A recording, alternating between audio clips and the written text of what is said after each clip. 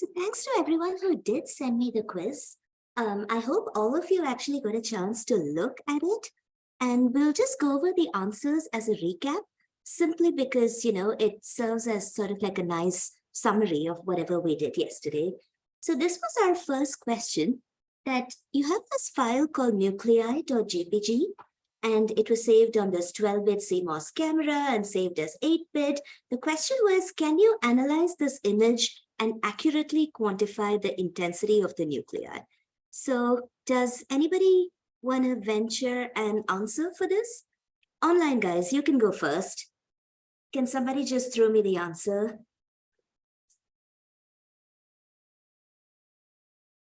Yes, you can do that. Yep. So what is it? Yes, the answer is yes. Oh, I the mean, answer was yes. yeah. Okay, so can you reason it out for me? Yeah. No, I don't have a reason. Because the second part of the question was give a reason in a short sentence. So can you go ahead and give a rationale for why you chose yes? Yeah, I mean, it's saved on 12-bit size, and so if you kind of reduce that, you can still maintain, the intensity, so we can quantify that easily. That's what my rationale would be. Great. That's actually a good rationale, and you're absolutely correct that if you Thank you.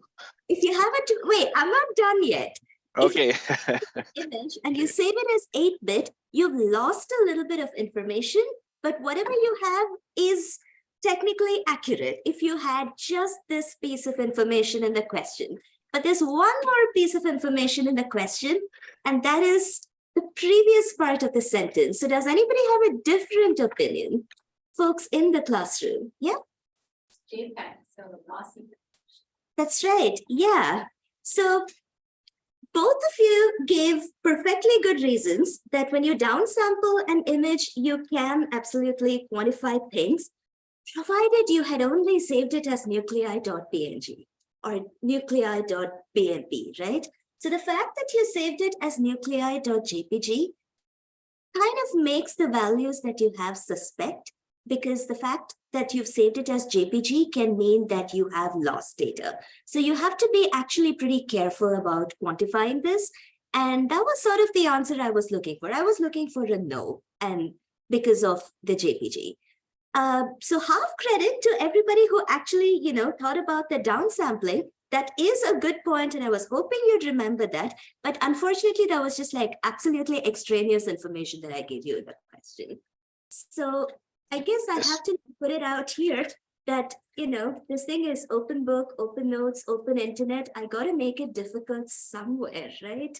So I messed with you guys a bit on this quiz. So, Harry.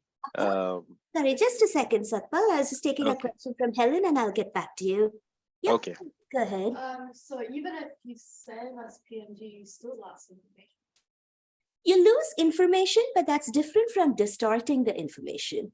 I see. So when you save it as JPEG, you might end up with slightly wrong information by the act of compression, whereas that's different from, when you just like throw out a bit of information, you lose accuracy, but what information you have is still information provided you obey the new least counts. If you don't say that I have 12-bit accuracy, if you stick to saying that you have 8-bit accuracy, then you're fine. And sorry, Satpal, go ahead.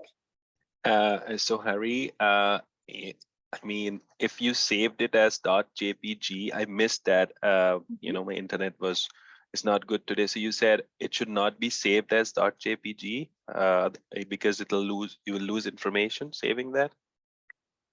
So I lose information in the sense that, yes, you do certainly lose some information perfectly, but also, as far as I understand, when you save as JPG, you're also not converting the values as accurately as possible. Gotcha. So that's where things become suspect. Now, again, this is a good point that you're raising, because I do want to point out that, JPEG compression algorithms have improved a lot recently, and, they've Right. supposedly got better in ways that I don't really quite get it. So it's Mhm. probable that you might be able to get away with the analysis. But in any Right. case, I guess the point was that I wanted you guys to keep in mind that when in JPG, have a little doubt and Right. think twice about it. Yep, that makes sense. Thank you. Got it. Sure. Thanks. So Yep. let's say you're comparing two images, Mhm. quantified. Mhm. Is it still okay if they're both in JPEG? I know they lost some information, but Right. it's the same loss of information or a different, Yeah, so that's an important point that you're bringing up. Like if you've converted your pixel values in such a way that it's uniform across the image, then you could compare relative values. I am not sure how JPEG compression works that way. So let me go back and look up the answer and get back to you.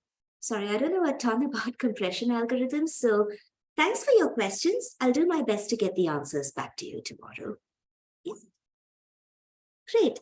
So the second question, the maximum value allowed in an 8-bit signed integer image. Anybody? 255, that's what we worked with yesterday. But I made one teeny change to the question to make it harder than what it was from. Yeah, so the difference is yesterday we looked at unsigned integers. So if it's a signed int, what is it going to be? It shifts a little bit again. Yep. So let me work it out on the board so that it becomes a little clearer to you guys.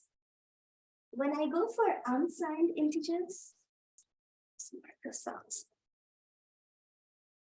I go from 0 to 255. This is the unsigned 8-bit integer. But you see, it's like you have this range where 0 is one end and 255 is one end, and I have like 256 values here. So what I do when I create a signed integer is I actually kind of shift this whole thing so that 0 is kind of in the middle. And, I truncate this range so that I still have 256 values, but they go with 0 in the middle. So it actually goes from minus 128 to 127. So that you can capture both positives and negatives. And sometimes this is sort of like really useful when you have images where you want to display like, two different ranges of values. So this was the answer that I was expecting, a 127. Helen, you look like you have a lot of questions. No, I just read, why is it from negative 128 to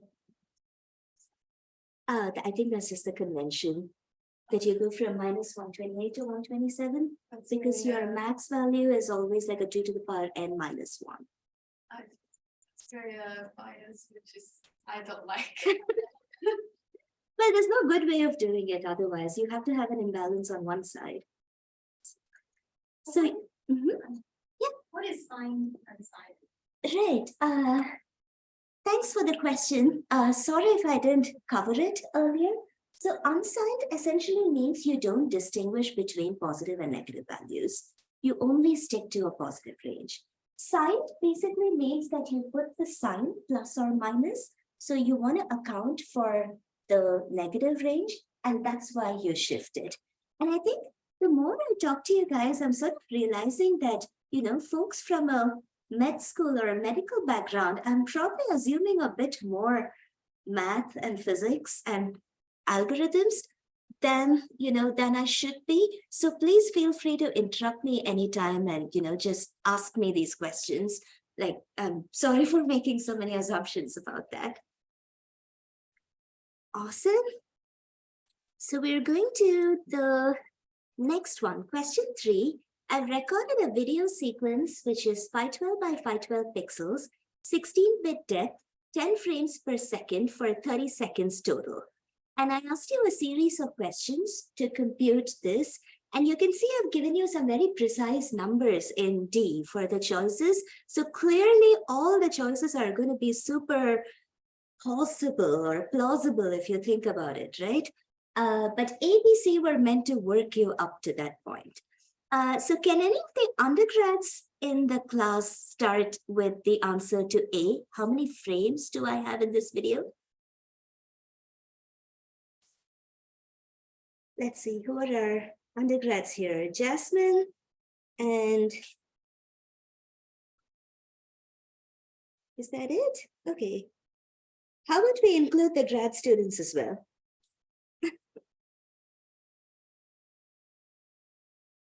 Unless Jasmine, you want to take a stab at it. I put 300 frames. And how did you get 300? I multiplied the seconds by the frame rate, so 30 frames per second by 30 seconds. Perfect. Oh wait, no, 10 seconds. What was it? How many seconds was it? 30 seconds. Oh yes. 30 seconds, 10 frames per second. So that's 300 frames total. Perfect. Okay, so let's go to one of the grad students next. For how many pixels do you have in the frame?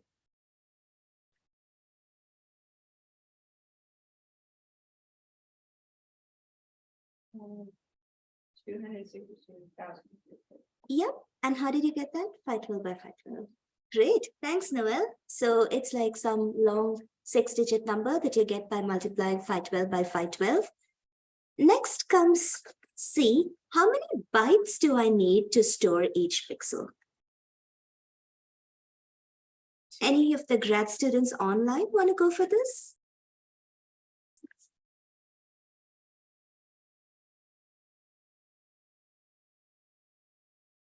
Let's see, who do I have? Manu. And Nathan, you're the only ones I can call on for grad students online. Is it 2 bytes per pixel? Because it's 8 bits per byte. Yep, exactly. So it's 8 bits per byte, so 2 bytes per pixel. And yeah, Helen, how about you take a stab at the last bit? 150. 150 megs. And how did you get that? Yep. So let me work this out on the board again, because you see all the answers that I gave you are kind of super misleadingly possible. And firstly, you have number of frames is 10 frames per second, cross 30 is around 300. And then number of pixels is 512 times 512, that is 262144. If the answer is wrong here, just substitute whatever is correct.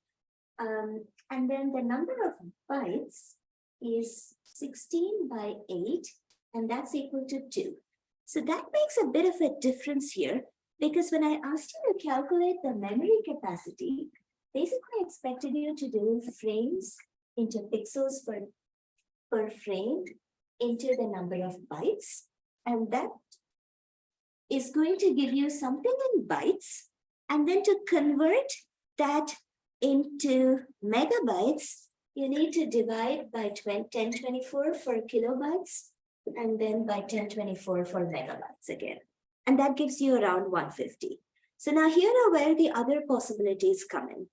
If you had divided by 1000 instead of 1024, you would have ended up with 157.3 megabytes, which is slightly inaccurate. It's 150 because I expected you to do this 1024 instead of 1000.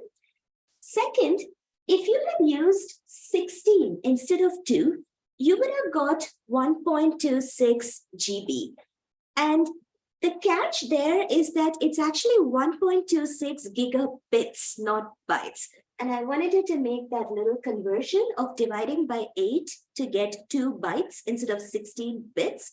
So if you checked 1.26 gigabytes, it's actually 1.26 gigabits. And if any of you thought about, oh my God, this sounds like a lot for this really short, quick video, it must be wrong. I must have missed a unit somewhere, and you put in 1.26 megabytes. That's what that answer was there for, to mislead you into that. In any case, if you solved all this, the answer you should have got is something like 150 MB. Yeah, any questions?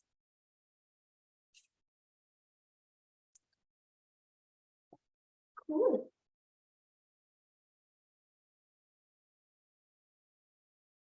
You guys are really cracking it so far. All right. So let's go to question number 4. And I just made up something absolutely random here. I want to measure the distance between 2 fluorescent beads sized 50 nanometers and spaced 450 nanometers apart. Should you use blue or red for your experiment? Someone from in the room who hasn't. Blue, absolutely right. Yes, and why blue? The wavelength 350. Yep, I'm so glad you got that answer because we talked about that yesterday. So essentially, if they're 50 nanometers, you can assume that they are basically point sources. So here we're going back to resolving their airy disks, and you have a better chance of doing that with light of a shorter wavelength. And so it's better to go for blue light than for red light. And yeah, I think we'll leave it there. Oh, keys. Why is it not dependent on the numerical aperture? So it is dependent on the numerical aperture of the lens, for sure. Except I never gave you that information in the question. So I guess all I was hoping for was that you would look at the wavelength and go for it. But then again, guys, you know, my word is not necessarily the last word on any of these questions. This is just stuff that I made up. So if you have differences of opinion, please bring it up to me, and I would, you know, I would be more than happy to revise this quiz and make it a bit better based on, you know, whatever you guys say. All right, so question 5, and I would like the answer from a postdoc who's online.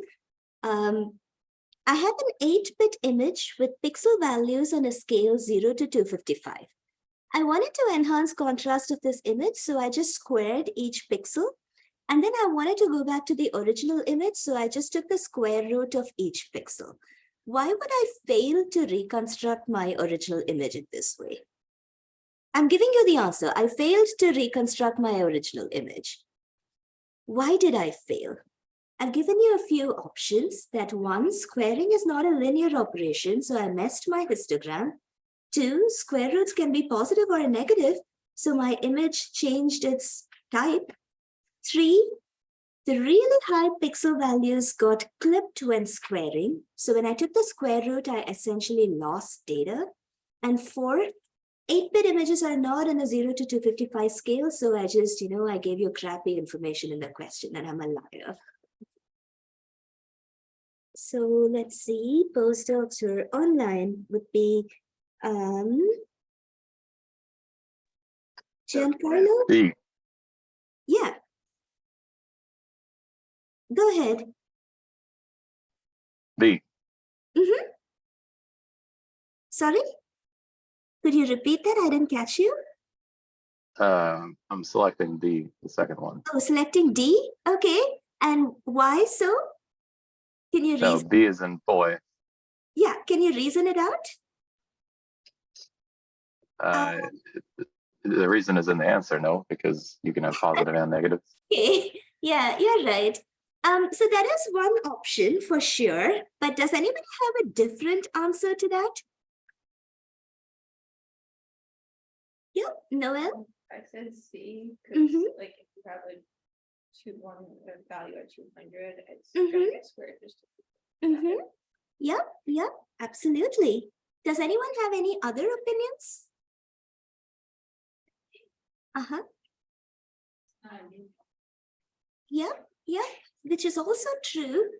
And so the only thing we're left with, I guess, is D, that which, I mean, 8-bit images are 0 to 255, so there's no arguing with that. Okay, so I can see this was a tough question, and so I'm kind of glad I put it in there. Let's look at the first one. Squaring is not a linear operation, so the image histogram got distorted. Absolutely, it got distorted. And today, in the latter half of the workshop, you're actually going to do this squaring of pixels on your image histogram, and you are going to distort your histogram based on that. But you're going to do it in a very, very interesting way that is not equivalent to what you're doing in this question. So the thing is, you can actually square your pixels under certain conditions. And those conditions I will come to in just a second. Option B was that square roots can be positive or negative. Hence, my image went from unsigned to signed. So actually, this again seems super plausible. It's mathematically true. Square roots can be positive or negative. But the thing is, when you have an image type, you usually have to actually work, do some work to change the type of the image. Like you have to call a function or a utility to convert it from unsigned to signed.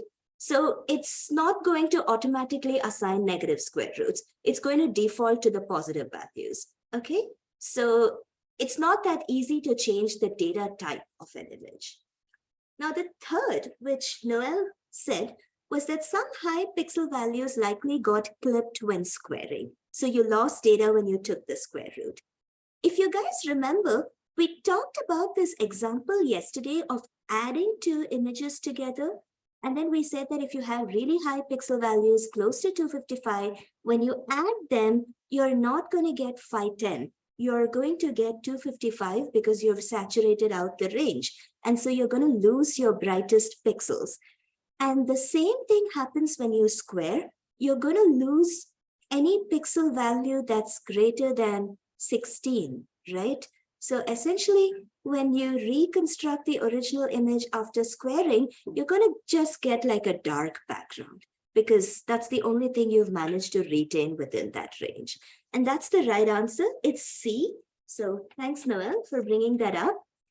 But then I did tell you, you can square your histogram under certain conditions, which is what we're going to do today.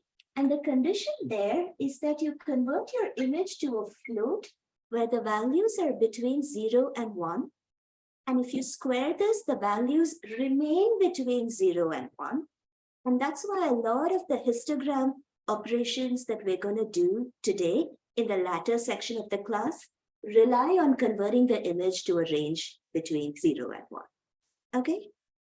So you said higher than, when you square it, obviously you get higher than 16 because you're 0 to 255. But why is 16, why isn't 255 the upper limit? Why is 16 the upper limit? Oh, right. So if my range is 0 to 255, then if my original pixel value was 16, and then I squared it, that would be 256, which is the first number that gets struck in.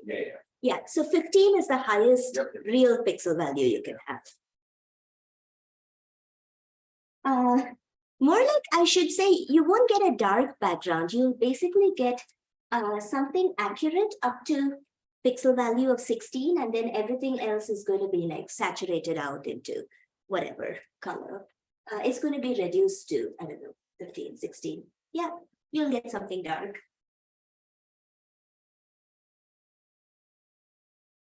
Great. So question 6, to commemorate that yesterday was Valentine's Day, I wanted to make a card for my cat where I wanted to put the image of a heart on the image of my cat. And this is a slightly hard question. And I actually included in there to sort of like explore a concept that we didn't get to explore in detail in the class yesterday. How do I do the overlay? And this is the same principle that we use when we just like, you go to Paint or Photoshop or something and you overlay two images, right? You're essentially adding them. And the concept of transparency here is essentially that you reduce the weight of the image when you add it. So 50% transparency just means that, the weight of the image of the heart is half of that of the cat. These are both 16-bit grayscale. And I asked you what equation best represents the operation I need to perform. So somebody who's not answered yet, would you like to take a stab at it?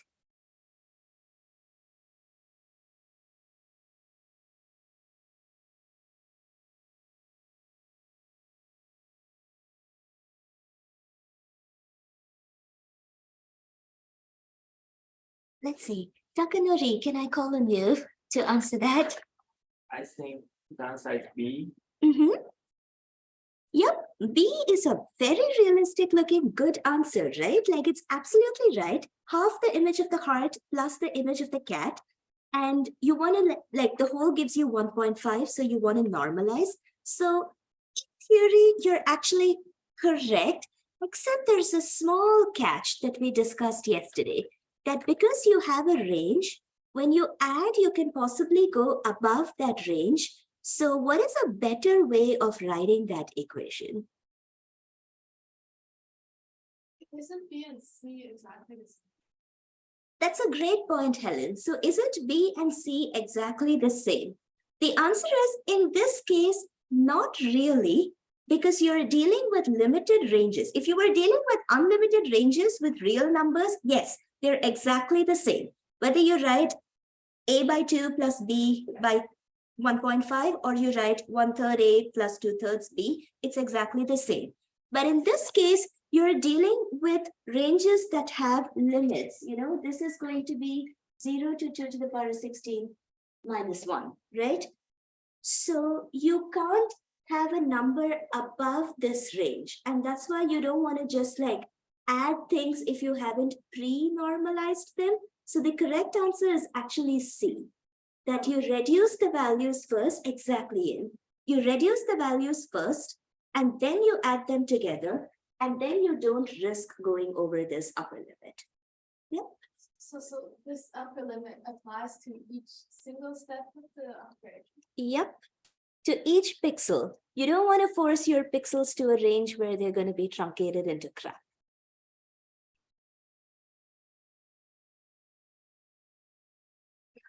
But you can just do the operation and then plot the image.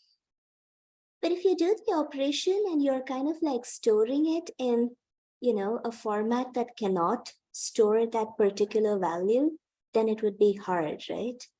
So again, I guess it depends on exactly what kind of operation you're doing and in what context. So it's not like I'm saying this is a hard and fast rule that you absolutely have to do it like this. I'm just saying it's kind of better for you to do C instead of B, because if you're in an environment where the value 65537 is not going to be stored, but it's going to be converted or truncated, then you don't want to run the risk of truncating your high pixels. So just preserve your pixel values best. So I think the purpose of 5 and 6 was essentially to bring up this thing of, you know, you have a max pixel value and respect it as far as possible. It's entirely possible you may be able to get away without doing that, but you know, don't push your luck, essentially. Yep. No. Oh, okay. So the last question, I took some picture of some sparse cells on a simple TC microscope with a DSLR. I think the background intensity in my images is not uniform. And so what operation can I use to confirm whether it's uniform or not? It's a simple answer. Yep. B, profiling. Absolutely. Yes. Yay. So let's, if this is your image, you draw a line across this, and then you check the brightness across this line, and potentially you might have a cell here. I told you it was a sparse field of cells so that, you know, you'll actually be able to pick a line somewhere where there are no cells, for example, and you can get pure background. So if your background looks something like this, you're good. If it looks something like this, then you're in trouble. You have uneven illumination in your camera, and it could be because of many different causes. It could be because your incident light pattern is uneven, and you might have to do something to, you know, focus that or collimate that or whatever. It could also be because your camera pixels may be differentially bad across the detector, and you know, you can't do much about it except background correction, background subtraction, essentially. So there's a bunch of different things you can do for it, but this is also how it's like a super standard method for actually checking whether your camera illumination is uniform, especially when you have fluorescence images where you want to quantify the fluorescence. You can have this artifact called vignetting, which, you know, like you get this sort of like dark patches around here, and your light field sort of looks like it's focused here and not at your edges. So that means measurements that you make at the edges are kind of unreliable. And it's usually good to take this profile and see how much it actually dips on the edges and then smooth out that background or do something about it before you proceed to quantify images there. Lookup table, that's the same as your color maps. So I kind of talk about how to do that. Yes, in the next section. Yeah, so it's 9:45 right now. What I'm going to do now is give you guys a 5-minute break. We'll come back at 9:50 and we're going to start with filtering, because filtering is a pretty long session.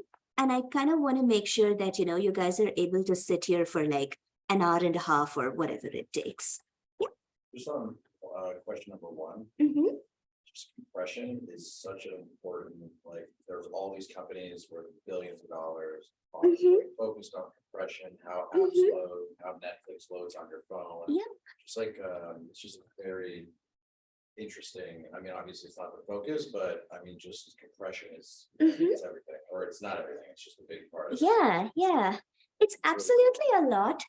And I really wish I knew a lot more about compression than I do. But unfortunately, I don't. You don't want it all about. It's just interesting. Yeah. I don't wanna, like, it's very cool. So the thing with compression is that it kind of changes by the application. Like, as you said, streaming by Netflix is something where you absolutely need to compress and like send that data stream over the internet. So you want it to be kind of minimal and yet preserve quality. But also it depends on like how much quality you want to preserve, because something that you can fool the eye into, you know, believing that this is okay may not be what you want to capture a very sensitive signal in a high noise background. And also, for example, if you're looking at even a microscopy image of really bright objects on a really dark background, if you've managed to get a great signal to noise ratio, you might be good with, you know, a kind of compressed image, kind of crappy quality. You'll still get like good outlines or whatever. But then if you're in a situation where your signal to noise ratio is really poor, which can be the case sometimes in scientific applications, then you sort of like want to capture every fluctuation so that you can truly decide whether that's signal or not. Like, for example, in our lab, we collect these microscopy dynamical time courses of transcription factor activity, and we don't smooth those traces except on very short timescales, because it's like we don't really know whether we're throwing out real biology on the scale of 10 minutes or a fluctuation on the scale of 10 minutes. So it's kind of, it can get kind of challenging. And yeah, it's super application dependent. That's what I can say. That's the best I can say. But Very cool. I don't know that the people who write these algorithms are necessarily catering to, you know, the advancement of science rather than how do you really push things fast across the internet. There's like even like machine learning algorithms to compress and decompress the image. It can compress to really like bad image that like human eye would be like crap. Yeah. But then the machine learning algorithm can also reconstruct the image, and it can reconstruct it pretty well. Yep. Yeah, it's I guess as long as you can find the inverse function, that it's possible to find the inverse, you are safe, however crappily you've compressed it. And yeah, yep, information loss.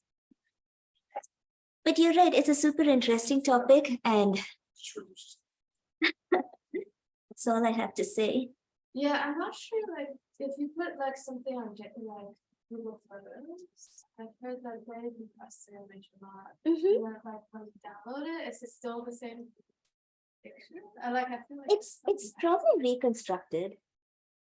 Like, I mean, it's probably like some sort of lossless compression. it's and then- lost. I hope it's lossless, honestly, because I've been putting some of our data, our imaging data on the cloud, on box. I mean, like Google Drive is different with photos. I don't know. Yeah, Google I Drive haven't. is photos.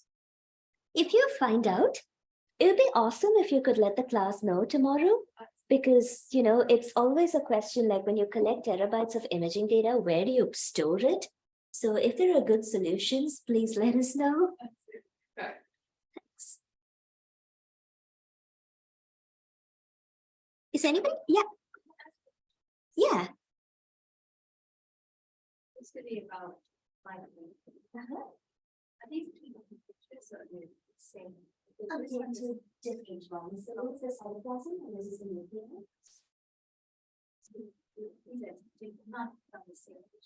So the way the interface image stack is actually delivered two different things. They put a cytoplasmic membrane state and they took one stack. And then the nucleus state in a different channel and they took the stack. So actually like I split them up here into cyto and nuclear because that's how the data structure is. Yep,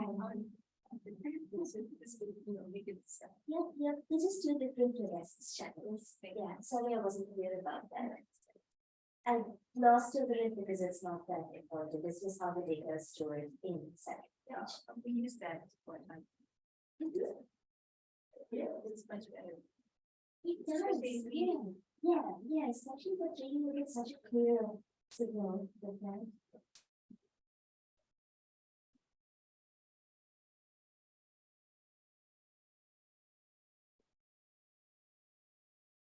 By the way, I did leave the snacks and coffee at my desk, unfortunately, but I'll get it over for you guys in the next break. And for now, for today, I really do want to skip ahead. And get on with filtering.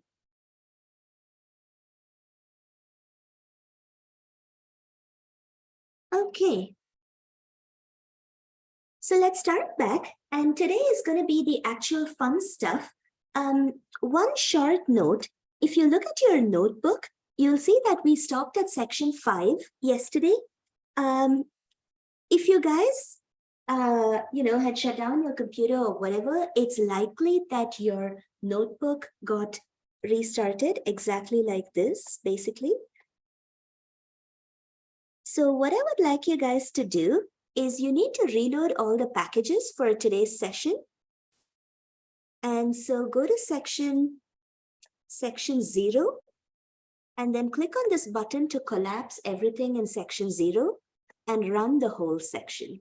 So that's going to make sure that you load all the packages that you need for today.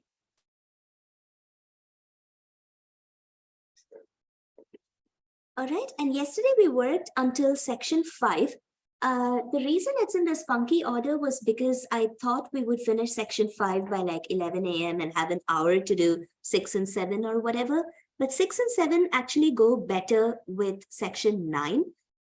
So that's why what I'm going to do today is work on section 8, filtering, and then switch over to section 6, 7, and 9. And those, we probably won't finish them today. So that's going to be like a seamless thing that spills over into tomorrow. We'll just work as much as we can today. Cool. So let's go to filtering. And yesterday, we basically saw this thing that images are essentially matrices, right? That's the concept at which we left off yesterday. So what filtering essentially does is it takes each pixel value in that matrix, say something like this in the middle. Let's consider this value. And it applies a small matrix operation to that pixel where it modifies the value of this pixel depending upon the neighboring pixels. That's essentially all filtering does. It's like you just do this in different forms with different small matrices and different kinds of manipulations, and you have the kernel of filtering right there. And I made a pun because that small matrix that you use to modify a particular pixel value is actually called the kernel of the filter. So if you ever hear these terms, kernel or convolution with the kernel, that's basically all it means. You take the small matrix and you apply it to every pixel to modify its values based on the neighboring values. Okay? Super basic concept. And we're just going to do lots and lots of iterations on this idea. So again, like a few notes for you guys, that filters enhance the features in an image. They reduce noise, and you can have two filters, linear and non-linear.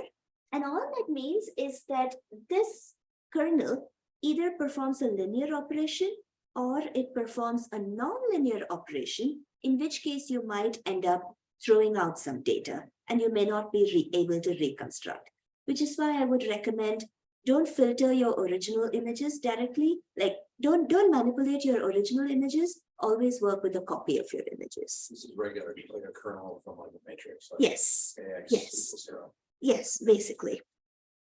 So I'll start with the simplest example, which is a mean filter.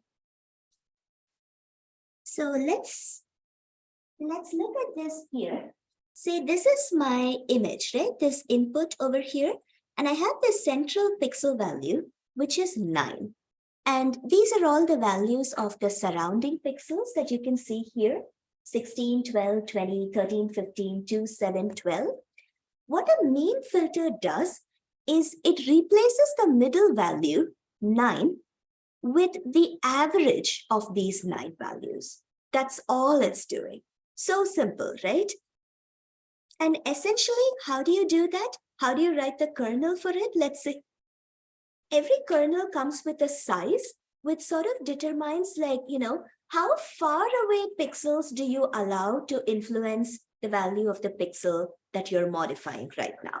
For example, you can have a really teeny kernel like this 3 by 3 kernel, which is just the immediate neighbors of the pixel that you're interested in modifying. But you can also have, for example, a 7 by 7 kernel, which, goes much bigger. It's like you'll have the neighboring 50 cells around that pixel, which are allowed to modify the value of the central pixel.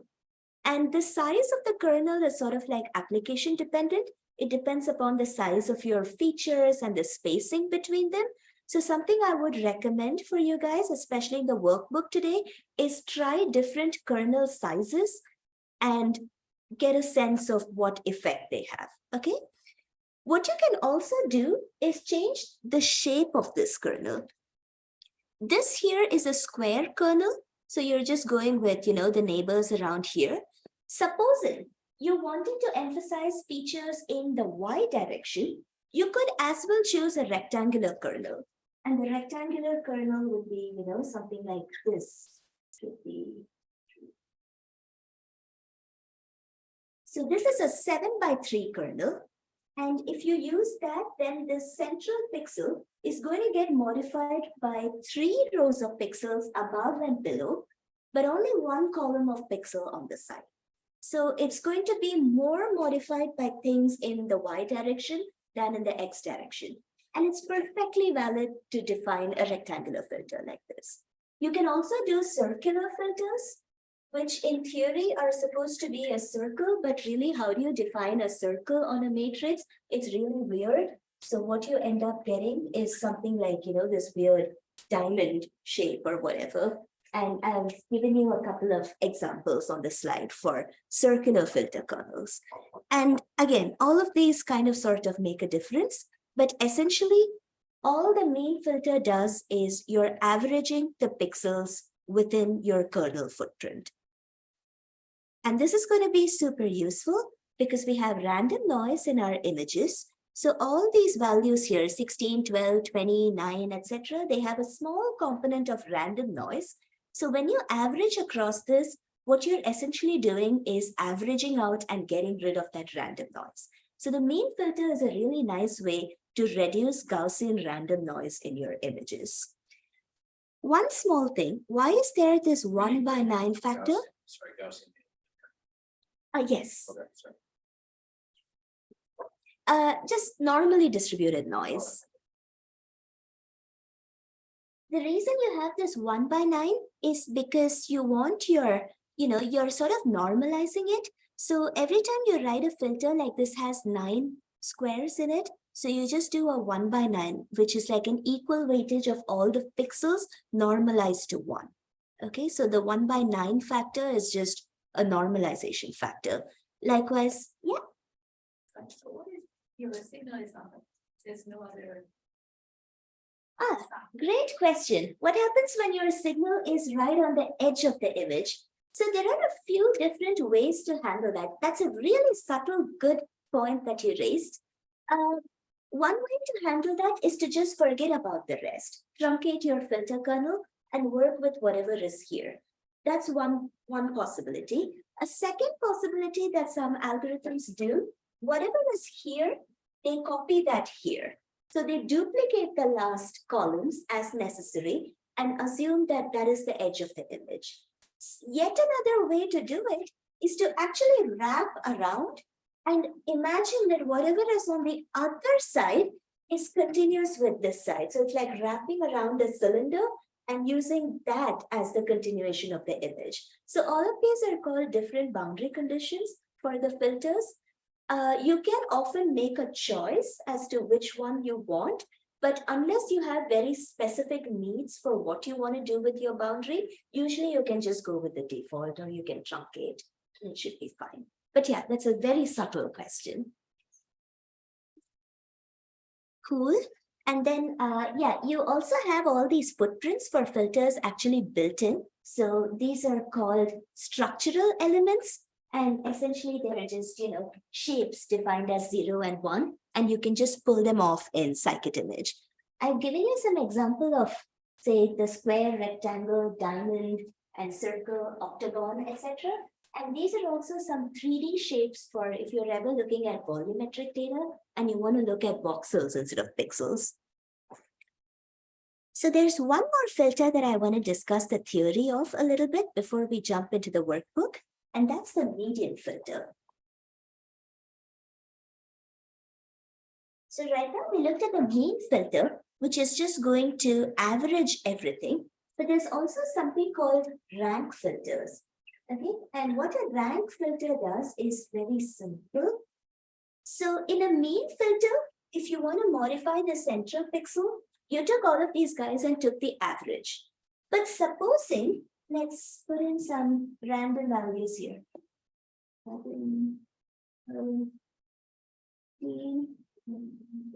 Sorry, can you call it out for me? Yeah. 19? 17. 17. 17.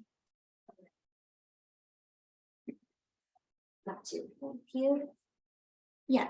So instead of averaging these, you can develop a whole set of rank filters actually. It takes these pixels and orders them. So you have 11, 12, there's no 13, there's a 14, and then 3 15s, and 2 17s, and a 19. Okay, so what a median filter does is it just picks the median value, and it replaces this 19 with a 15 here. So this is the job of a median filter. And a median filter is also really good at removing noise because often the highest value, these outliers, can be because of random noise. And by kicking out the outliers and replacing them with something that occurs much more frequently among the pixel values, you're more likely to boot out noise from your image. This should give you an idea that you don't just have to pick the median value, right? You can pick a lot of things. You can pick the minimum value, and that's called a minimum filter. You can also pick the maximum value itself, and that's called a maximum filter. And all of these things do slightly different things to your image, and we're going to practically apply all of these. Yeah. So the whole class of filters, where you take the pixels, you line them up by the value, and then you pick like, you can even do something random where you always pick the third smallest pixel. Like that's a perfectly valid filter too. What it's good for, I don't know. Would you ever want to use it? I don't know, but it's a valid filter. And this entire family of filters is called rank filters. because you're ranking the pixels and picking the one that you want. All right. So with this, let's actually go back to our workbook. And let's go to section 8 on image filtering. So the first the first code block is essentially to just load a bunch of images. And I chose these 4 images because they all highlight some very specific properties that, really show what the filters are good for. So I'd like you to load these 4 images first. And is everybody good up to this point? Any questions? Online folks, any questions? Okay, looks good. Right. So in the first block, I've basically asked you to write out the kernel for a 3x3 square mean filter. And that's exactly the thing that I showed you, right? This 1x9, 1x9, 1x9.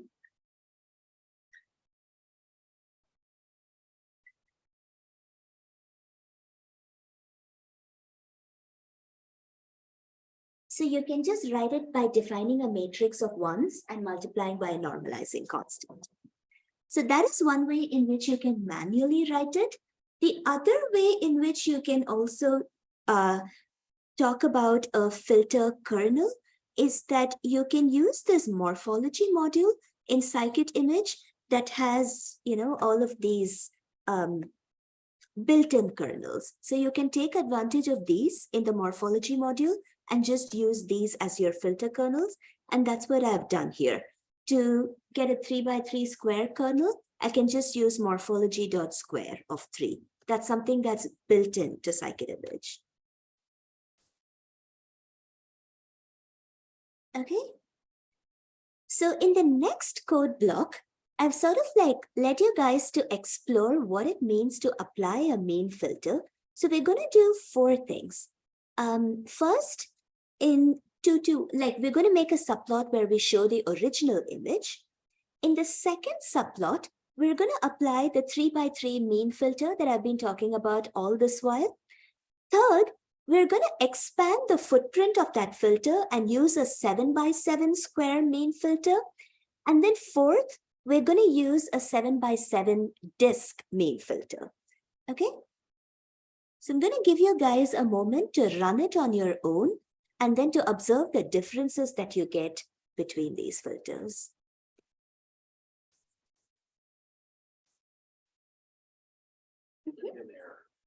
With the Coda version? Or maybe I didn't load the thing you said at the beginning. Yeah, so you have to load 0, 0. Yeah, so just, you can collapse that and just click that. Oh, no worries. Yeah, so that should work.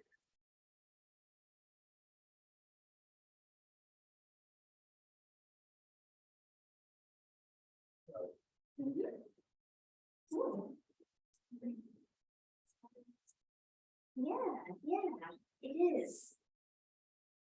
It's so different, right? It's just that instead of using a square kernel, if you go back to the slides, instead of using this sheet to multiply the pixels, you use this.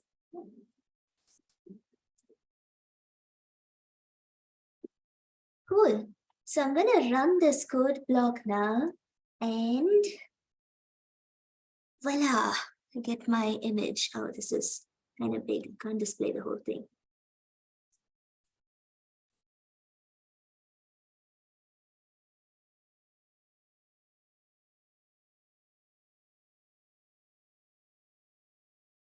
All right.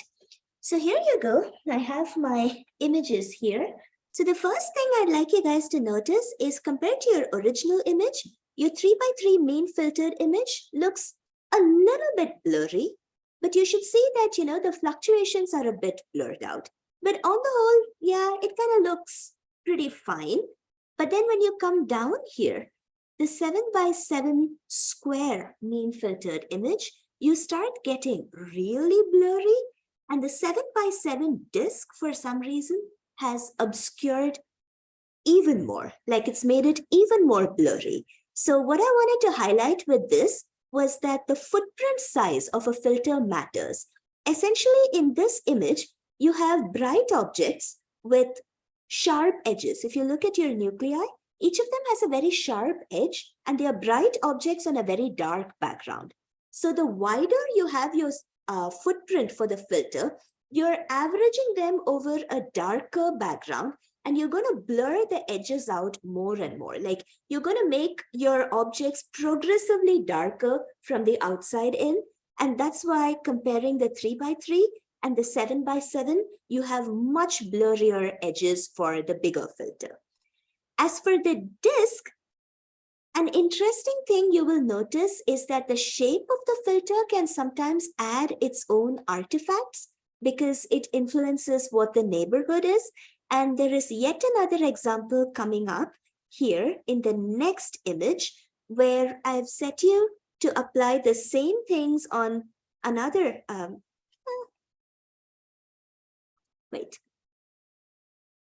never mind. Anyway, the bottom line here was that the disk filter introduces artifacts that your square filter may not. So in some cases, a disk is actually more appropriate. Like for example, when you're treating really big circular objects, you do want to have a disk filter, not a square filter. But you know, it sort of like depends on what shape you're trying to use or what shape you're trying to segment. So play with a few shapes and sizes and see what it looks like. And as an exercise, try to write out the kernels for these two by hand. Okay? I'm pretty surprised that the disk filter was more blurry than this, right? Yeah. So, do you have a guess for why?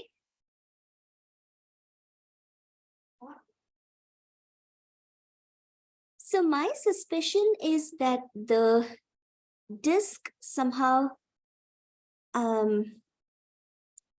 because of, how do you say, because of the shape, the edges, something that I've often noticed with disk filters is that when you move between objects, you can even leave ghosts of the disk shape itself because it's doing things so selectively that it's not uniform in some way. It's not covering a larger footprint. It's weirdly narrower in a very specific way, and that influences, you know, how much you blur directionally. So you're failing to blur along the diagonals as much as you would with a square filter. And that leaves its own effects because it sort of makes the blur more pronounced in the orthogonal directions and less pronounced in others. So it's not a smooth blur, and you end up seeing, I don't know, artifacts of some sort. That's my guess. Yeah. So filtering is said to reduce noise and intensity. Mm-hmm. But is it doing that here? So in this case, because your image already had really good signal to noise ratio, it didn't, which is why I picked this image because I wanted to show the blurring properties. But in a couple of images down this workbook, you'll see that it's actually useful to reduce the noise. Helen, are you convinced? Because unfortunately, I don't have a more convincing answer than that. Very, but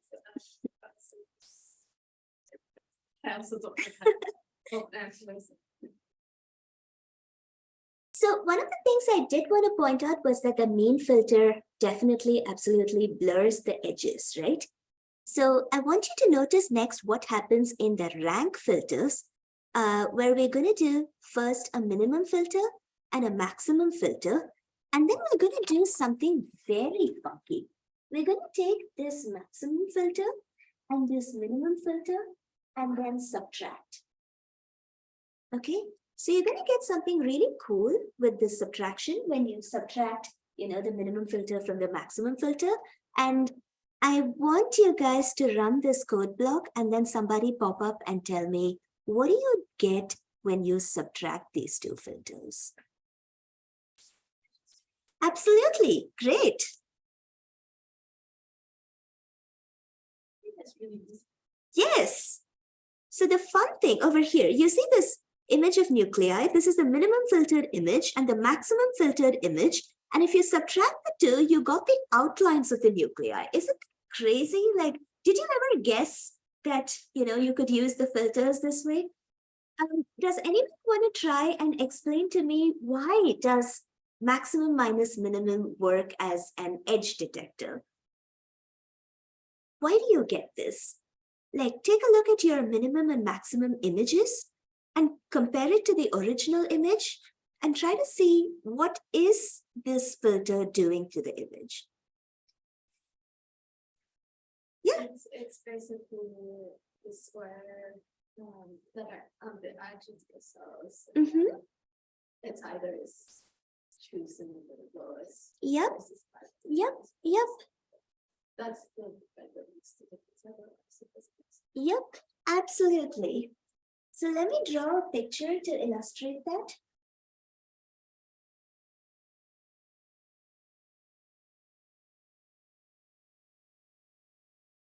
So this is your object, and say I'm looking right at the edge over here. So this is all like, nice and bright. You have like high pixel values, and this is super dark over here. If I take a minimum filter, what the minimum filter is going to do is say, okay, this is dark. So I'm going to replace this middle pixel on the edge with this dark value. And it's actually going to reduce the size of your object by the kernel, half the kernel size of your filter. And your max filter is going to do exactly the opposite, right? It's going to say, oh, this pixel on the inside is brighter. So over here, I am still, on the edge, and this pixel is bright. And so it's going to increase the size of your object by half the size of the filter. And therefore, when you subtract the minimum from the maximum, what you're going to get is this edge over here. And can somebody tell me what is the thickness? How many pixels thick is this? So I told you the minimum filter reduces by half the size of the filter. The maximum increases by half the size of the filter. So if you subtract the two, what is this thickness? It's 1 pixel. Exactly. So this thickness is equal to the filter kernel size. Filter what size? The kernel size. So if it's 3 by 3, you're going to get like approximately 3 pixels thick. I actually would encourage you guys to do this thing. So here I've just used a square of side 2. Why don't we try doing it with a square of side 6 and see how things change?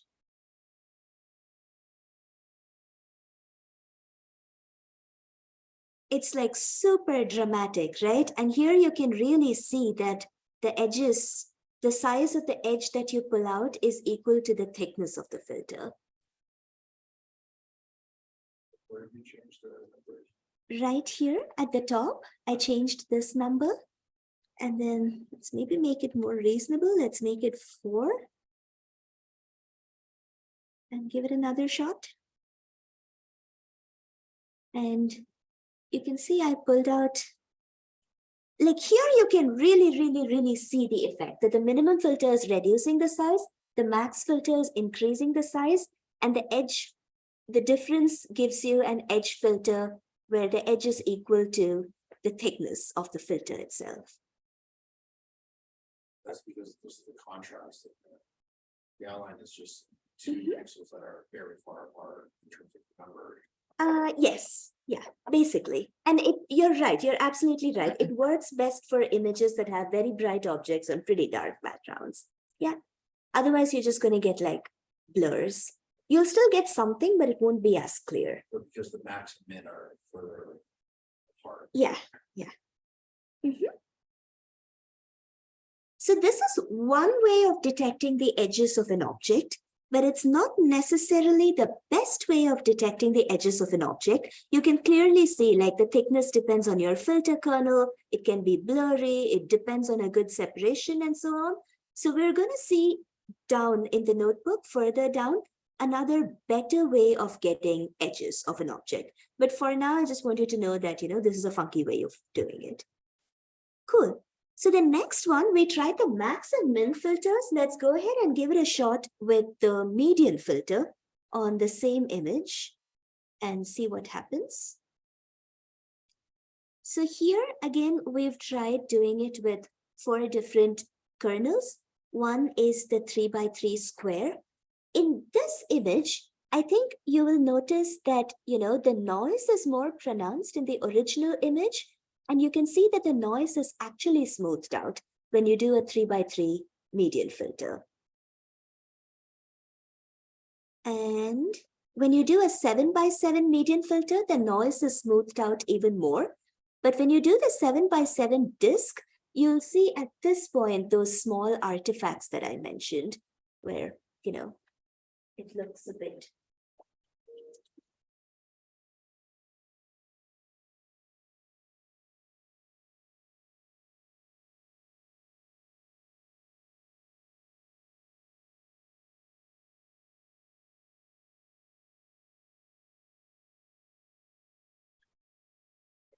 Ask me how to do this. Can you guys see the screen? I'm thinking it's okay because you can see it on your own laptop screens. Is that fine? Cool. One interesting thing I want you guys to notice about the median filter.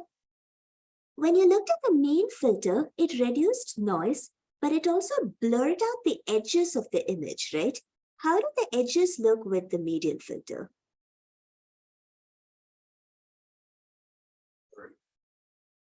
So let's do one thing. Let's go back to this box.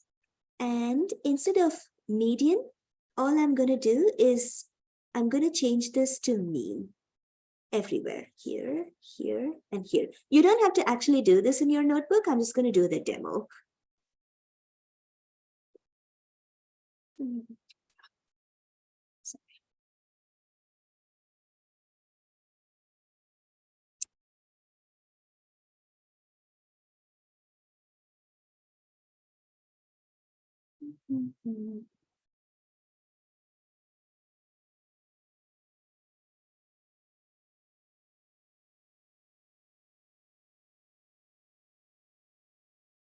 Okay.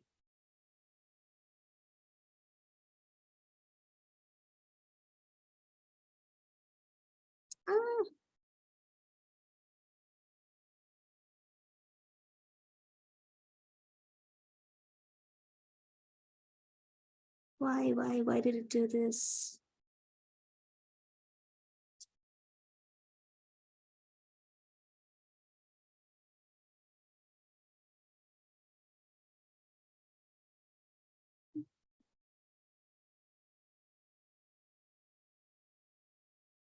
Ah, crud, I can't get this to work. Maybe the plot 222. They say that your change IQ the- drops like 50 points when you're like standing in front of somebody and speaking, right? So I totally can't totally blanking out how to do this. Anyway, if you go back here and observe, the edges actually got a lot blurrier in this image. But maybe this is what I can do.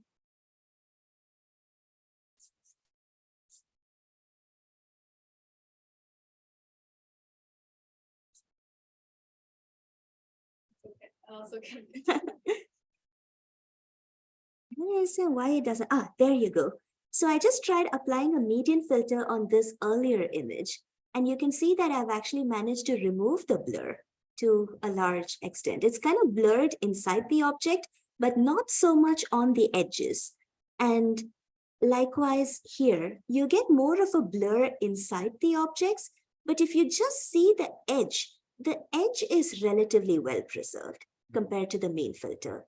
So that's what I wanted to highlight with the median filter, that the mean filter is going to blur out your edges while removing noise, whereas the median filter, you're going to lose the brightest pixels because you're throwing out the outliers, which means in your background, you're throwing out the salt and pepper noise. The darkest and brightest pixels of the background are removed. So you're going to get an average background. But at the same time, you're also going to preserve relatively sharp edges. So this is why the median filter is actually one of the most popular filters for noise reduction, because it helps you preserve the shape of your objects. And very often the outline, the shape is what you're really interested in. For example, if you want to segment the exact boundary of a nucleus or an organelle or, particular structure in a tissue, then you're interested in the shape. So you really want to use the median filter at that time. One thing that I do want you to keep in mind is that the median filter is a nonlinear filter. You are throwing out your highest pixels, which means you're losing some information. So given a median filtered image, you can't reconstruct the original. You have lost information. You have thrown out data in a way that you can't recover. So just keep that in mind when you're applying this filter. Okay.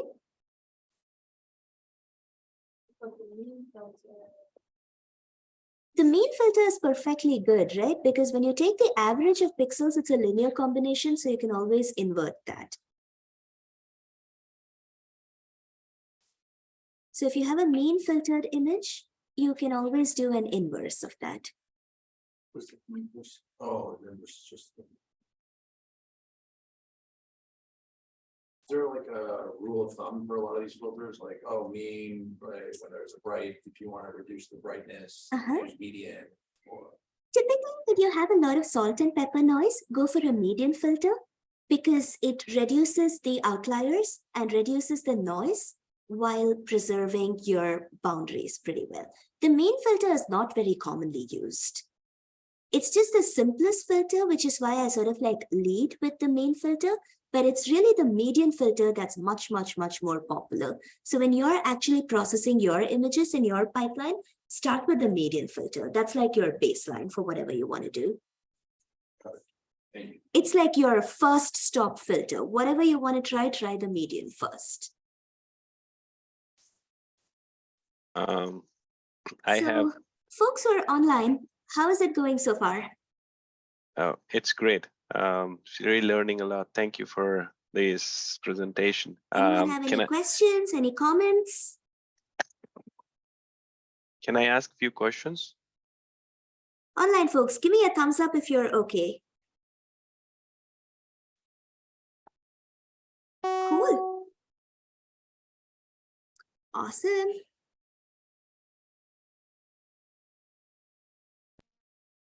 Can I ask a quick question? Can you hear me? Someone's trying to ask a question. So who's asking the question it's me. online? It's me. Can you hear me? Hari? Can you hear me? I don't see anything in the chat. No, I can't hear anyone who's asking the question. Okay. Can you type it out in the chat if you don't mind?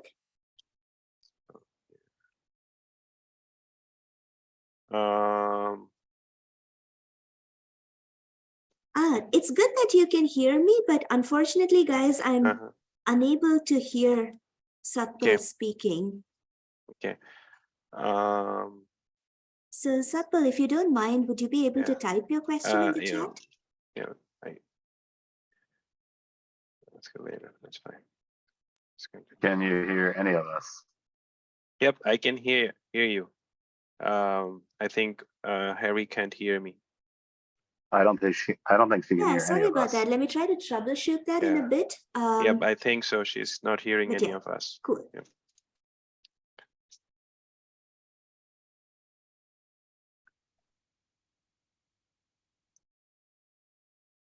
It's funky. Why would it suddenly stop working like that?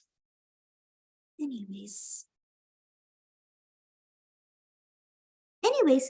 let's try to troubleshoot that during the break. For now, I'm going to go ahead with gradient filters and finish the rest of the filtering section.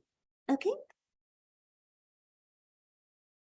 So this is the next topic that I wanted to bring up. We already looked at the max minus min filter as a way of edge detection, but I told you there are like way better ways of actually doing edge detection. And these are like dedicated filters that are supposed to pull out the edges of an object. Okay, so I'm going to give you an example with this thing, the privet filter. And these filters can be quite directional. They pull out the edges in the X direction or along the Y direction. And essentially what they're looking for, say this is your image, and this is your bright object against a dark background. And supposing you're profiling this image, what these filters are looking for is, you're going to get a change in brightness like this. These filters are looking for this sort of change in brightness. Okay. And as an example, if you have this privet filter, so imagine what happens to a pixel that's right over here at this edge. You're taking the pixels that are on this side of it and the pixels that are on this side of it and subtracting the two, okay? Because these are multiplied by +1, these are multiplied by -1. So let's say this value is like 19 and this value is 2. So essentially you're going to get +19 -2, and that's around 17. So what you're doing is basically finding the difference in this direction. And likewise, if you take, the filter right here, you're going to take this, and you're going to subtract this value from here, right? So this is 19 and this is 3. You're going to have -19 plus 3, which is -16. So you're finding the magnitude of the difference in intensity and therefore detect the edge out here. And that's how all gradient filters work. They look at not the intensity, but the change in intensity on either side of a pixel, and they try to pull out what is the maximum change in intensity. Whereas if you look right here, you're going to have +19 and -19. It's going to get canceled out. So you're not going to have anything. You're going to have 0 over here. And likewise over here, the value is going to be very small. So you can see that gradient filters essentially pull out the maximum change in brightness in any particular region. Okay. Here. Sorry, when I said take the difference, I meant that you just actually you just add them, but because this is negative, it ends up becoming a difference. That's what I actually meant to say. Sorry. Yeah, you're right. If you just subtract it as 21, but the difference is because you're negating this. And the middle one, we have 2 19s. Then if you add them, it should be 30 something. So over here, right? At this point. So over here, if you multiply by these values, here you get +19, and this one becomes -19. And so when you add them, those two cancel out. So that's the reason why you have minus on one side and plus on the other side. So it's like you're giving opposite signs to the two. And therefore, when you add, it effectively becomes the difference. All right. So going back to your workbook, I've set up a code box with a bunch of filters for you guys. The most common gradient filter that people generally use is called the Sobel filter. And it also has horizontal and vertical components. So let me go back to this for a second. Yeah, this is the horizontal component where you just go in the X direction, and the vertical component where you go in the Y direction. And if you want a net difference, what the Sobel magnitude filter is doing is first applying the horizontal filter, then it applies the vertical filter, and then it just squares and adds and takes the square root. You know, it does a vector sum of. It finds the gradient along the X direction and then along the Y direction, and then it does the vector sum of the two. That's the Sobel magnitude filter. Okay, and then there's the Pruitt and Roberts cross operator. Those are like less commonly used, I guess, but you know, if you're edge filtering, just try a bunch of these things and see what works for you. So here we've taken the images of the nuclei and then tried to apply a bunch of edge filters just to see what happens to them.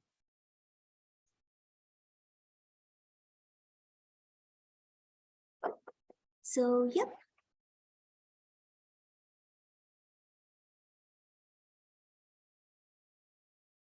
So the Sobel magnitude is the vector. Exactly. So the second image is the Sobel horizontal filter. This is the Sobel vertical. So if you add these two images vectorially, then you get the Sobel magnitude in the first one. And then in the bottom, these are just like fairly redundant. It's two other edge filters. And you can see they perform fairly similarly for this image. The last one out here is a Laplace filter. So all these gradient filters that I showed you so far, like the Sobel filter, they're actually first order filters. They just look at change. What the Laplace filter looks at is the rate of change. Okay, so it actually looks sort of like it's a second order filter. So it's really looking at, curvature in some sense, not just where things are changing, but where things are changing the fastest. Okay, and that's why it's pulling out, spots along the edge over here, because that's not only where things are changing, it's also where the change is happening the fastest. So it's pulling out rate of change essentially. And I just put it there as an example.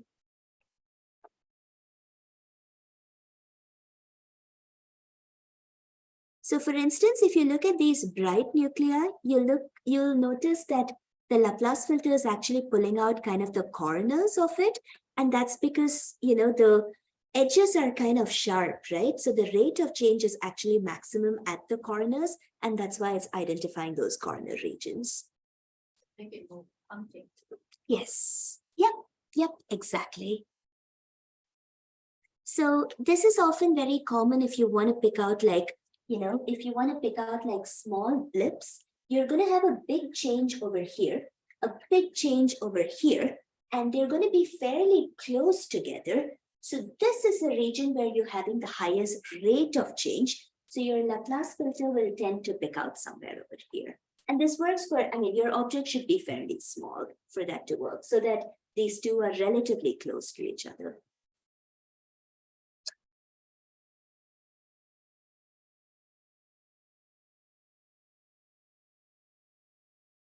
Cool. And then the next one, which I think all of you have been waiting for, is a new class of filters that I'm going to go back to here and introduce, which is Gaussian filters. And again, it's super simple, the concept. It's just that the footprint, when you take the kernel of the filter, so far you saw for the main filter, for example, you give equal weightage to all these pixels here, right? In the Gaussian filter, that's not the case. You weight the central thing the most, and then the weights of each of these pixels drop away in this kind of format. So for example, if this is 1, this is going to be around like 0.8, and this is going to be 0.2, and so on. So your kernel is going to look something like, 1, 0.8, 0.2, 0.8, 0.2, and so this is essentially your Gaussian filter. And the reason it's actually really nice to use this filter is because it's like a smoothing. It sort of gives you like this Gaussian average in that region. And because your noise is also Gaussian, it has like nice properties where it can like smooth out your noise by weighting it appropriately and then just giving you sort of an eliminated average. You can also have not just the Gaussian, but also the derivatives of Gaussians, which I've shown over here. And the one I really want to highlight, because we're going to do that in our workbook, is the second derivative of the Gaussian, which is called the Laplacian of Gaussian. Okay, so we're going to take Gaussian filters as the basic and then do a few fairly funky things with them. So you'll see that the Gaussian is good for a lot more than just removing noise. So let's flip back to the workbook here and try the first simple one. We're going to take an image, and you can set the sigma is essentially the width of the Gaussian here. This is the term sigma, which is equivalent to setting the size of your filter, or the radius of the neighborhood in which you're blurring pixels. So I've just given you 3 different values of sigma, and go ahead and try out how they look.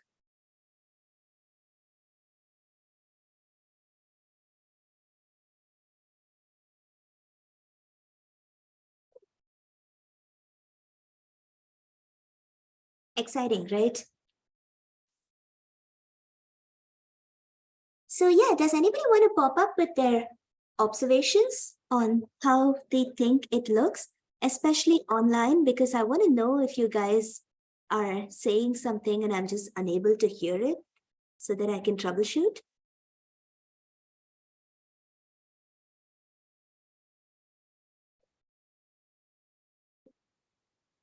Online guys, are you saying something that I can't hear, or is nobody volunteering anything?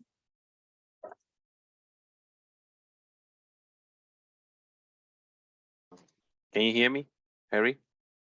Okay, Can you I hear think me? Satpal is trying to say something that I unfortunately can't hear, so I'm so sorry, Yeah. Satpal, Okay, but I no will problem. try to figure this out over the break. No problem. Sure. Are we supposed to understand like the differences? Like when I look at the Roberts versus the pre-wit, like I'm not really, I can't identify. Yeah, there's not a lot to choose from. Okay, they're just like, these are just, Yeah, they're just generic examples of edge filters, and I just put it there so that you guys are aware of it. But usually people just use the Sobel because that's the most common one. Cool. So anyway, with the Gaussian filters, you can see that there's a different amount of blur in each of the filters, which is kind of what you guys expected, right? And let's go to the next image, which is the bigger zoomed in nuclei, and try the same thing. And you'll actually see here the effects that, it's actually doing a pretty good job of removing the noise. And it's also smoothing out the features in the interior to different extents.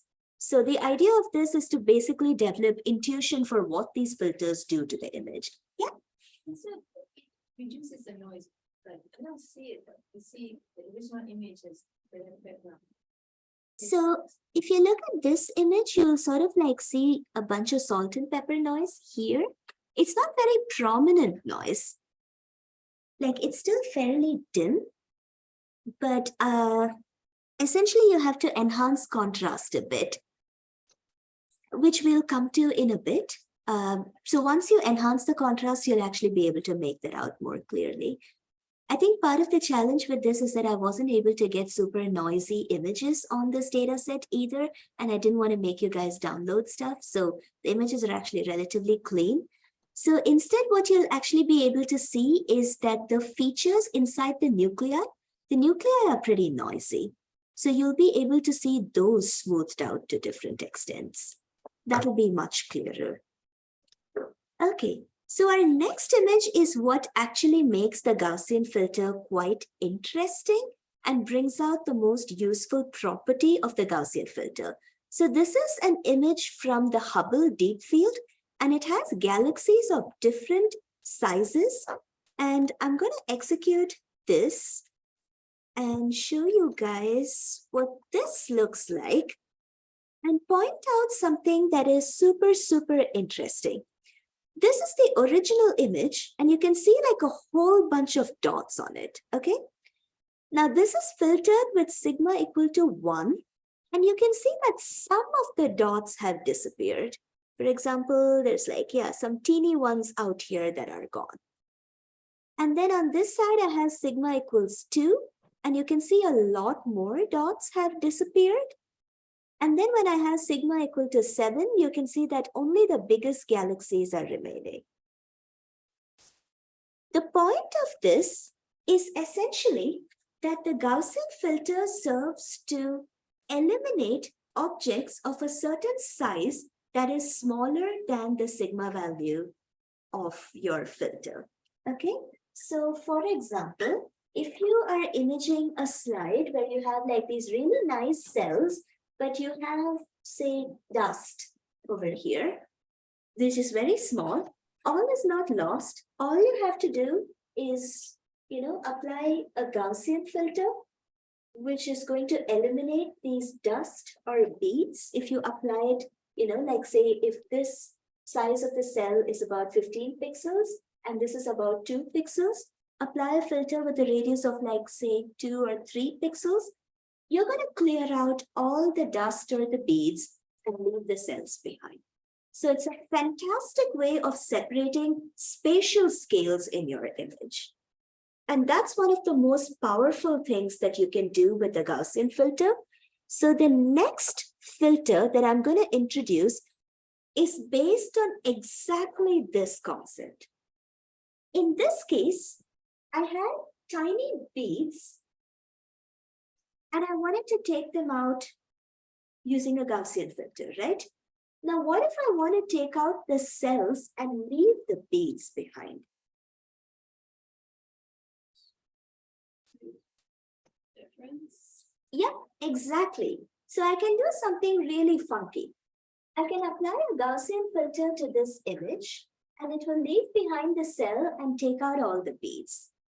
If I subtract these two images, so this minus this is going to get rid of the cell because it's there in both images. And instead, I'm going to be left with the beads. So subtracting Gaussians is a fantastic way of isolating objects that are at a given spatial scale. And when you do this, you apply two different sizes of Gaussians and you subtract the two to get objects that are intermediately sized between those two. That's called a difference of Gaussian filter. That's why I chose this amazing Hubble image, because we've applied a range of difference of Gaussian filters. And I want you guys to look at it, especially the first one. It's so striking, right? Like this is the original image with all these big galaxies. And I subtracted Gaussians with sigma 1 and sigma 2. And I get this, I just pulled out the smallest galaxies. Isn't that cool? Very cool.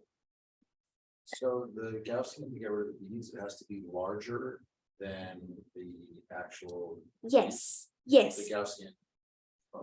Yeah, so you need one that is larger than these beads so that you eliminate the beads completely and then you can subtract.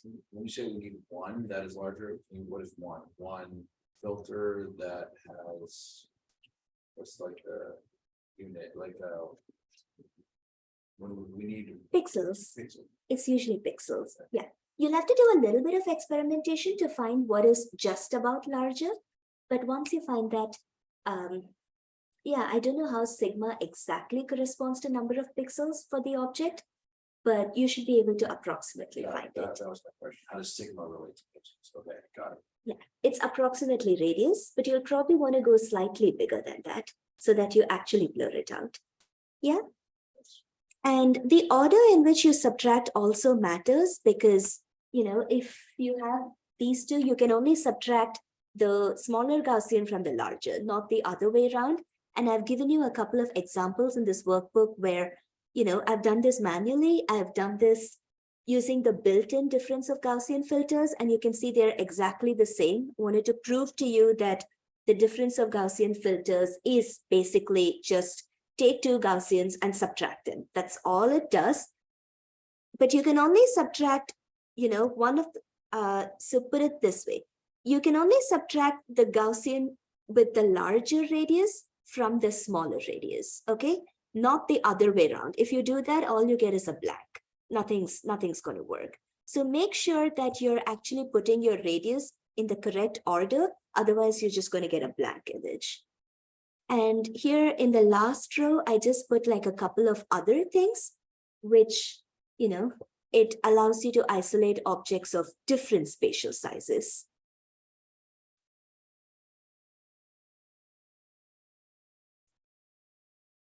And then the last super important filter, which is yet another modification of the Gaussian filter, is the thing that I showed you, the second order Laplacian of Gaussian filter. And what this basically does is it's a ridge detector. So what is a ridge? It's like when you have features like this, where, if you look at this, the brightness is changing very, very quickly like this. So it's able to detect these sorts of thin structures, okay? So I'm going to use or demo this on the image of a retina, which has vasculature going around, and show you how this is a cool filter to get the vasculature out. So let's execute the next box. Okay, so this is the original image of the retina, and you can see all the vessels at the background. If I just apply a plain Gaussian filter at the bottom, you can see that it just smooths out the image a bit, but it doesn't do anything interesting. If I apply just a Laplace filter, it kind of sort of gets the vasculature, but it's, it's not very clear. It's not very enhanced. Whereas when you do the Laplacian of Gaussian, it's almost like magic, right? How it's able to pull out the vasculature super, super, super well. So combinations of Gaussian filters or, compound Gaussian filters, especially the difference of Gaussian and the Laplace of Gaussian, can be even more powerful than the Gaussian itself. So when you're thinking of this family of filters, don't get stuck to the Gaussian. Also explore the derivative filters of the Gaussians. So to close with, I also wanted to show you one more thing. It is super important for us sometimes to pull out these long tube-like structures, right? In a couple of applications I can think of are vasculature, like in this one, and also for neurons, when you have the axon and the dendrites going out. So there have been like a few filters that have been designed specifically for these applications. And I've given you like a bunch of examples here. I'm not going to execute this box, right? Actually, yeah. It's going to take like a bit of time to execute this box because some of these filters are slow. But the purpose is to demo for you that you can do a really nice job of pulling out these structures. And you can actually compare them. This is your original image. And let's see. So this is your log filter that we just saw, the Laplacian of Gaussian, which pulls it out pretty well. This is your Sobel edge filter, just the Sobel magnitude, which does an okay job of pulling it out. And there are other specialized filters for tubeness or for neurites, which actually do a fantastic job of highlighting these structures against the background. These are all made different kernels that are. Yes. Yeah, they were specifically designed for this purpose. So if any of you are interested in actually looking at vasculature or at neurite structures, these are the best class of filters that you can use. And other examples would be in satellite imaging data to look at rivers or streams and their watershed basins. That's where also some of these things come in. The Frange filter is also useful to segment cells in tissues because your cell boundaries sometimes run like a network.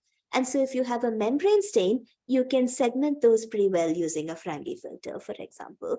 So these are just some extra fancier filters that I wanted you guys to be aware of that you can use. I actually have no idea. They're like pretty complex and I didn't really go into the details. I just wanted to put it out there for awareness.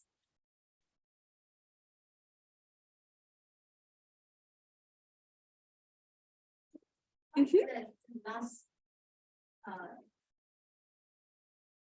box. It's much better than the This one, right? Yeah, it's the measuring filter. And that was like actually designed for pulling out neurite, like dendrite-like structures. So it's, yeah. It's a big one. Yep. It really does the best job, I think. And there's a paper for this also. I can pull out the original paper and send it to you if you're interested. The Measuring Lab does a lot of like really interesting work on image processing. They come up with a lot of like cool packages and algorithms and tracking algorithms and stuff especially. And they have like some really good reviews on the topic also. So it's like a good resource to go and check out. Cool. So we have 5 minutes left before we take a break. And I'm going to show you 2 more fancy filters that I would like you guys to be aware of. So one of the things that we talked about earlier was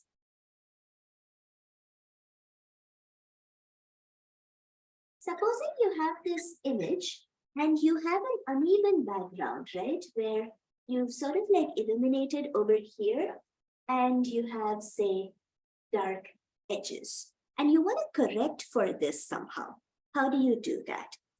And there's yet another advantage to doing this, which I'll talk about in a second. I want to introduce this thing called a top hat filter. Technically speaking, it's not a true filter. It's something called a morphological operation. And we're going to do morphology operations tomorrow. But I wanted to put it in this filters category because it's often called the top hat filter. And one of the really nice properties that it has is that it's able to smooth out background. So let's execute this code box. And if this is the image of the mitotic nuclei, I'm pretty sure you didn't notice it when you displayed it on grayscale, but you can see in this color map that the illumination is actually brighter in the top right than it is in the left side of the image, right? There's a gradient to the background. But then if you apply the top hat filter to it, you are able to remove the gradient to the background and get like a pretty even set of cells. And this kind of filter actually works best when you have small bright objects that you're trying to pull out from a slightly variable background. And that's why I wanted to just highlight the existence of the filter, that when you're dealing with images of this class, it can be super, super, super useful. Yeah. And then the last thing that we're going to do in this filtering session. So far, all the filters that I showed you are very good at blurring out images along with removing noise. What do you do when you want to sharpen an image? I'm pretty sure that all of you guys have gone to PowerPoint and tried to manipulate your images. And in some case, you can smooth your images, which is essentially applying Gaussian blurs. But in some cases, you want to sharpen your images, especially if you want to make a lovely figure for your manuscript, right? There is a method called unsharp masking, which is essentially based again on Gaussian filters. But in this case, you're using it to actually enhance your edges.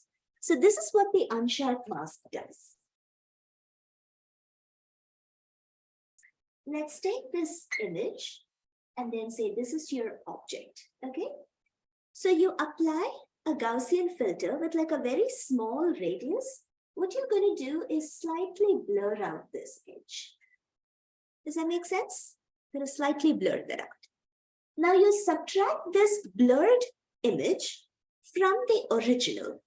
What are you going to get? You're going to get something with just the edge highlighted, right? Because this part is not going to get blurred that much. It has the same intensity as before. So when you subtract from the original, you're just going to get something dark here. The only part that you really changed was somewhere around the edge. So you're essentially going to get some part of the edge. And now you take this edge image and add it back to your original image. I'm going to draw that here. So if this is your image, you essentially enhanced your edge a little bit by, weighting it and adding it back. So you've taken the original image and highlighted the edge a little bit more. And this operation is called unsharp masking.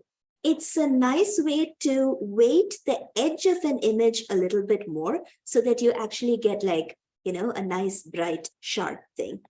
And give it a shot and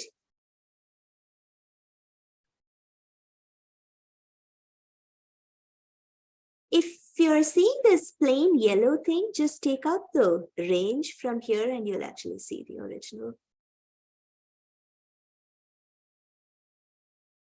Yep, so I've given you a couple of pairs where, let's look at this one. It's actually better. This is the original image and this is the unsharp masked image. And you'll see that the features or the variations are actually slightly enhanced compared to the original, because you're essentially picking up the regions where there is variation and adding them back to the original. So essentially emphasizing those variations a bit more.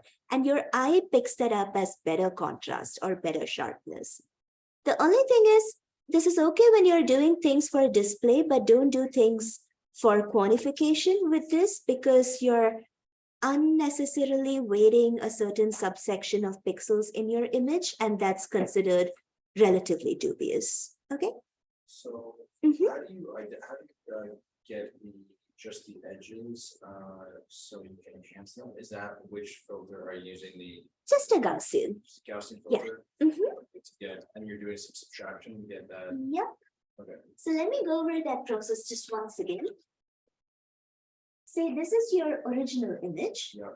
And then I apply a Gaussian blur to it. So I'm going to get the original image, but with this edge blurred out a bit. It's a bit dimmer. Now I'm going to subtract this minus this, right? So this is what I'm going to get. Here, this is slightly dimmer than the rest of the image, but everything else is the same. So I'm going to get just the edge over here, isolated. Does that make sense? I'll get just the edge isolated. You subtract. So take a pixel here and a pixel here. Yeah. They're both bright. Right. So if you subtract them, you're going to get something dark. It's just zero. It's Yeah. almost the same. Whereas right at the edge, this is slightly dimmer than this.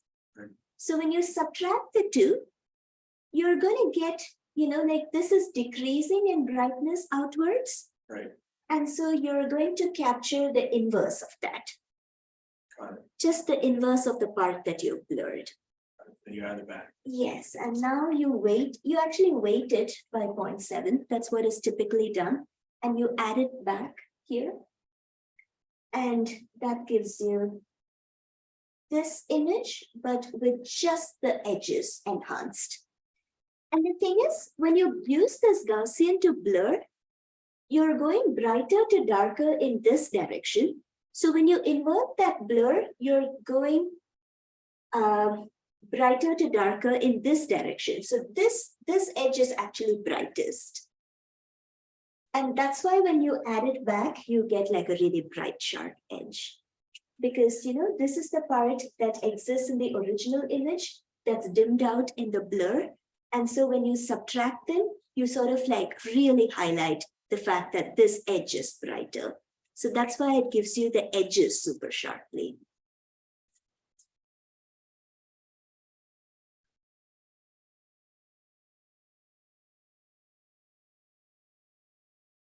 Okay, so yeah.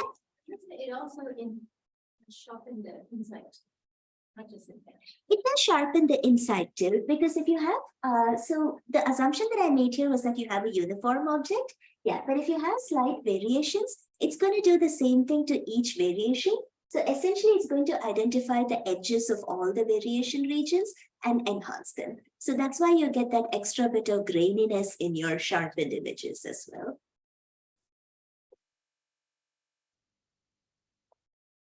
So it's 11:05. We're going to take a 10-minute break now, and we'll come back at 11:15. And then we're going to start on just doing image histograms. And we're going to develop some intuition for image histograms and how to manipulate them. Yep. Folks who are online, would one of you mind working with me a bit?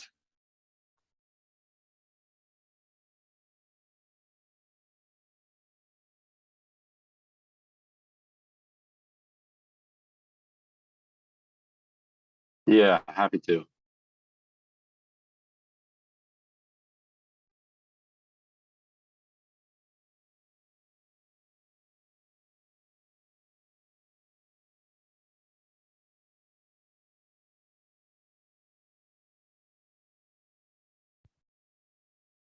So can you hear me now? Just put a thumbs up because I don't think I can hear you yet. Thank you. Okay, so I just switched the speaker. Can somebody say something? Can you hear me now? Can Hello? you hear me? I can Hello? I hopped on Zoom and I can hear them. Yeah, I can basically see that you guys are taking your mute off and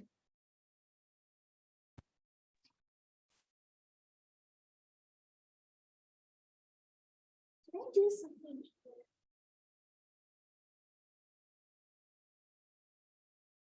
This is just the lights, right? Supremely annoying. Yeah, I unfortunately still can't hear you guys.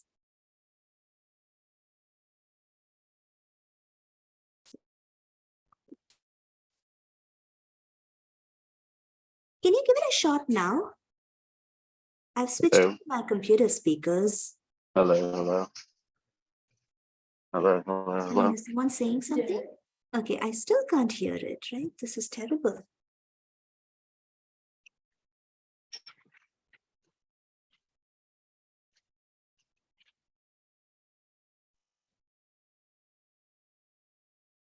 Hello?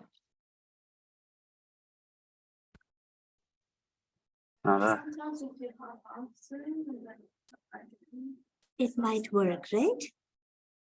Yeah, because this speaker is not working. I am going to do that. I am going to hop off Zoom and then hop back on.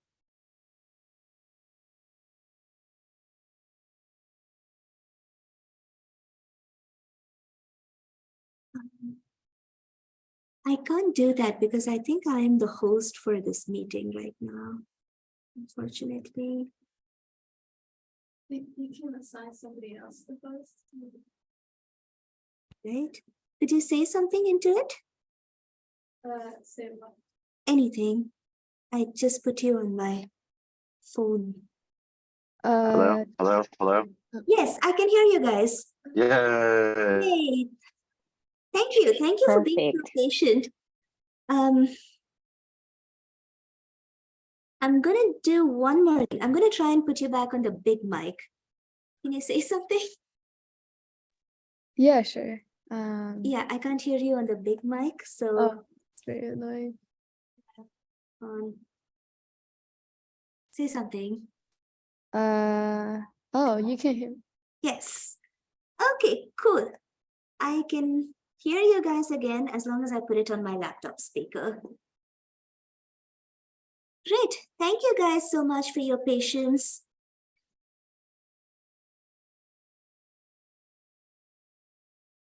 And I am gonna step out too. And get some snacks.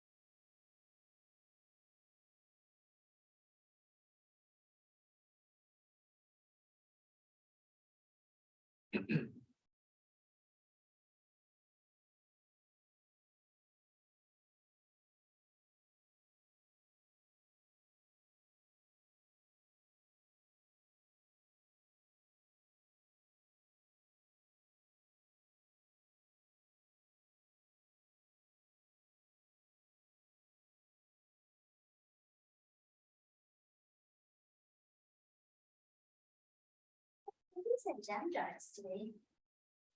You guys are for snacks.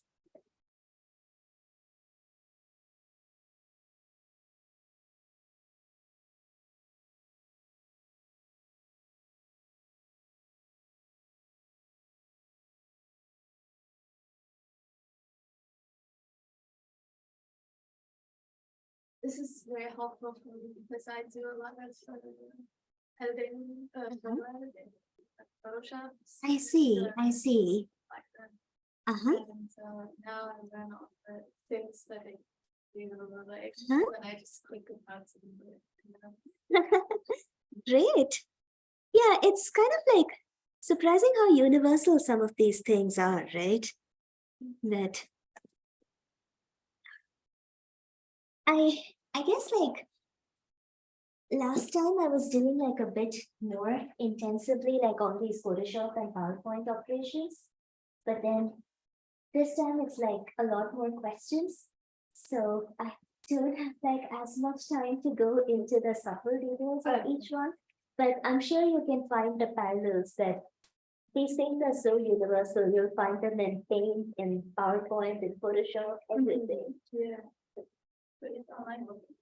Yes, it's back online.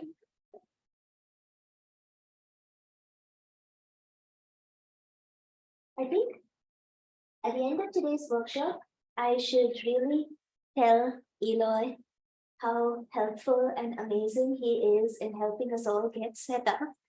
And how much easier and nicer things go when Eloy is around. He's not there tonight. Sorry? My own private life. Yes. This is too much. Eloy's working from home today. Yeah. It's like best admin ever. And he showed me how to do this. Just can't remember.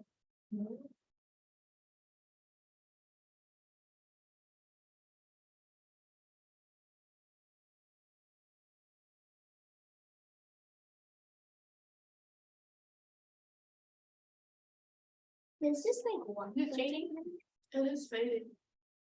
Oh, there. oh, I think we need to turn off this light. Right? Yes. We here? Oh, yeah, Oh, now. perfect.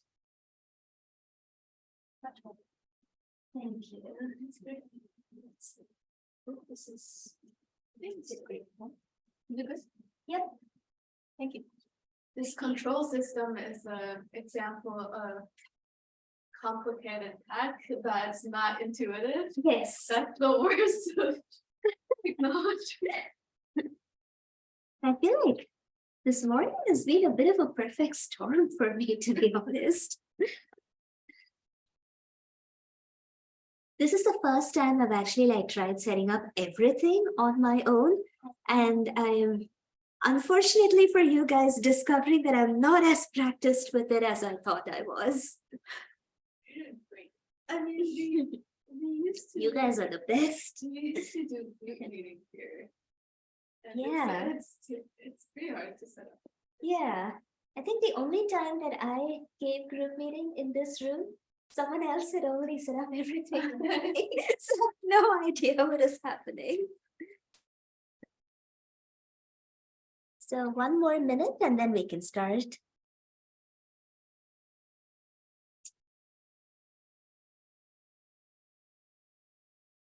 So was the filtering section okay for you guys?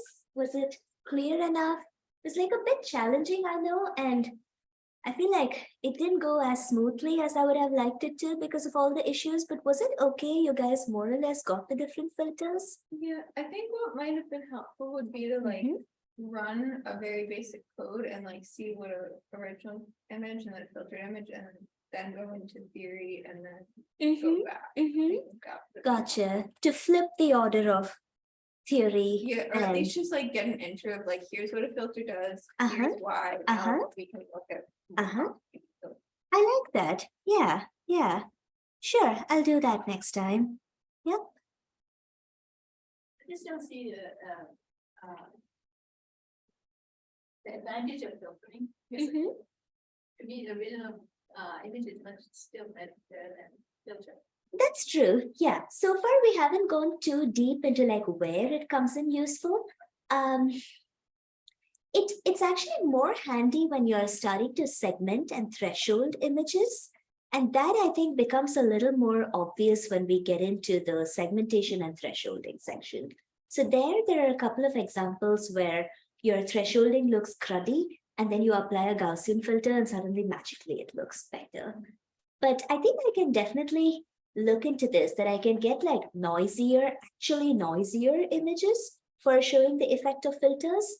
And yeah, try to introduce things where it's a little more obvious. Yep.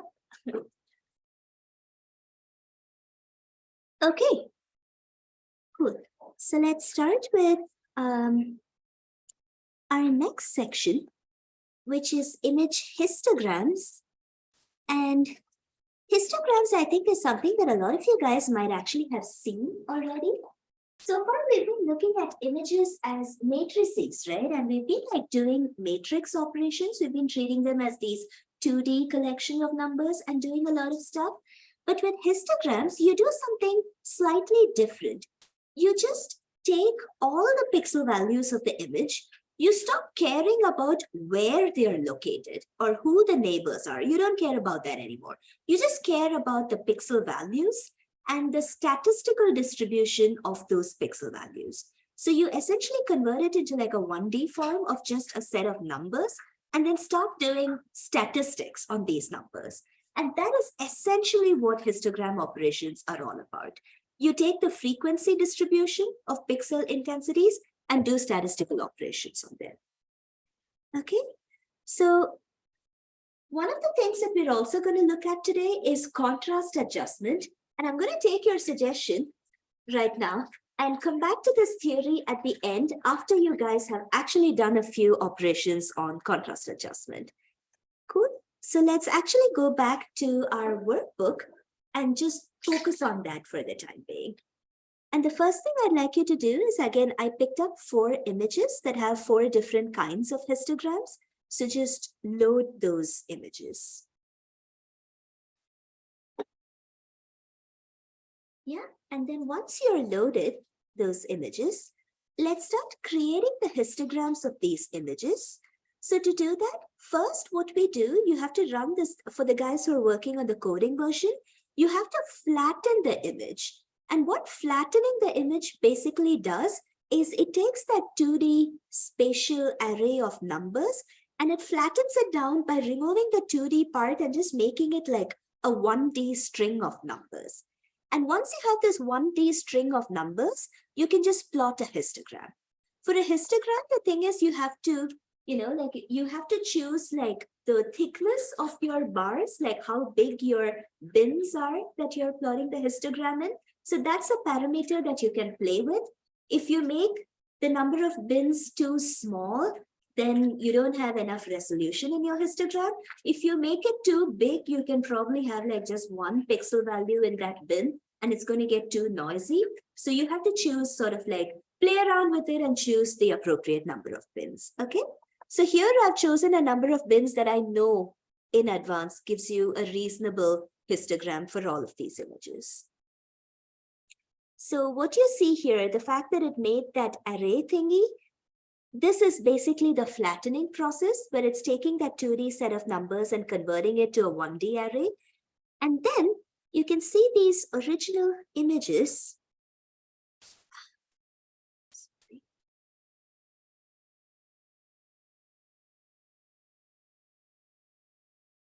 Right.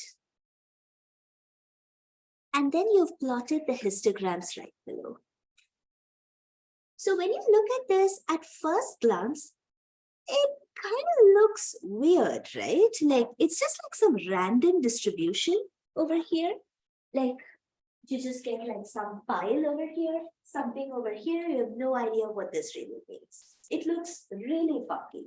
But one of the most important things that you can do in image processing is to develop an intuition for what all of these bumps and variations and distributions in the histogram really stand for. Okay, like to get a sense of when you look at the image, can you say what kind of pixels of the image fall into this bump, for example? So a lot of our work in this histogram section and the thresholding section is going to be on developing that intuition. So let's just go ahead. Yeah. What is the y and x-axis here? Great question. So the x-axis here, I do want to point out something important that you just reminded me of. One of the important things I have actually done when we loaded the data here is that we're loading all these images as floats. So what I've done is I don't care what is the actual original range of this image, the bit depth or whatever. We've converted everything to a range from 0 to 1. And that's kind of important when working with histograms because, I mean, it's not necessary to do that. Like, for example, in image J, you'll often get a 0 to 255 range that you play with. But it's nice when you're doing these operations because many of the contrast adjustment things work better when you're in a scale between 0 to 1. Okay? Yes, so that's our range of pixel intensities. And that is what is getting reflected on your x-axis. Your pixel intensities are going between 0 to 1. And the reason I designed it that way is because I wanted to standardize it across all the images so that you guys don't have to sit and think about like, oh, is this an 8-bit image or 16-bit or whatever.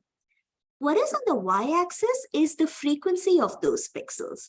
So for example, if you take this image, you have this really tall peak at around say 0.25 or so.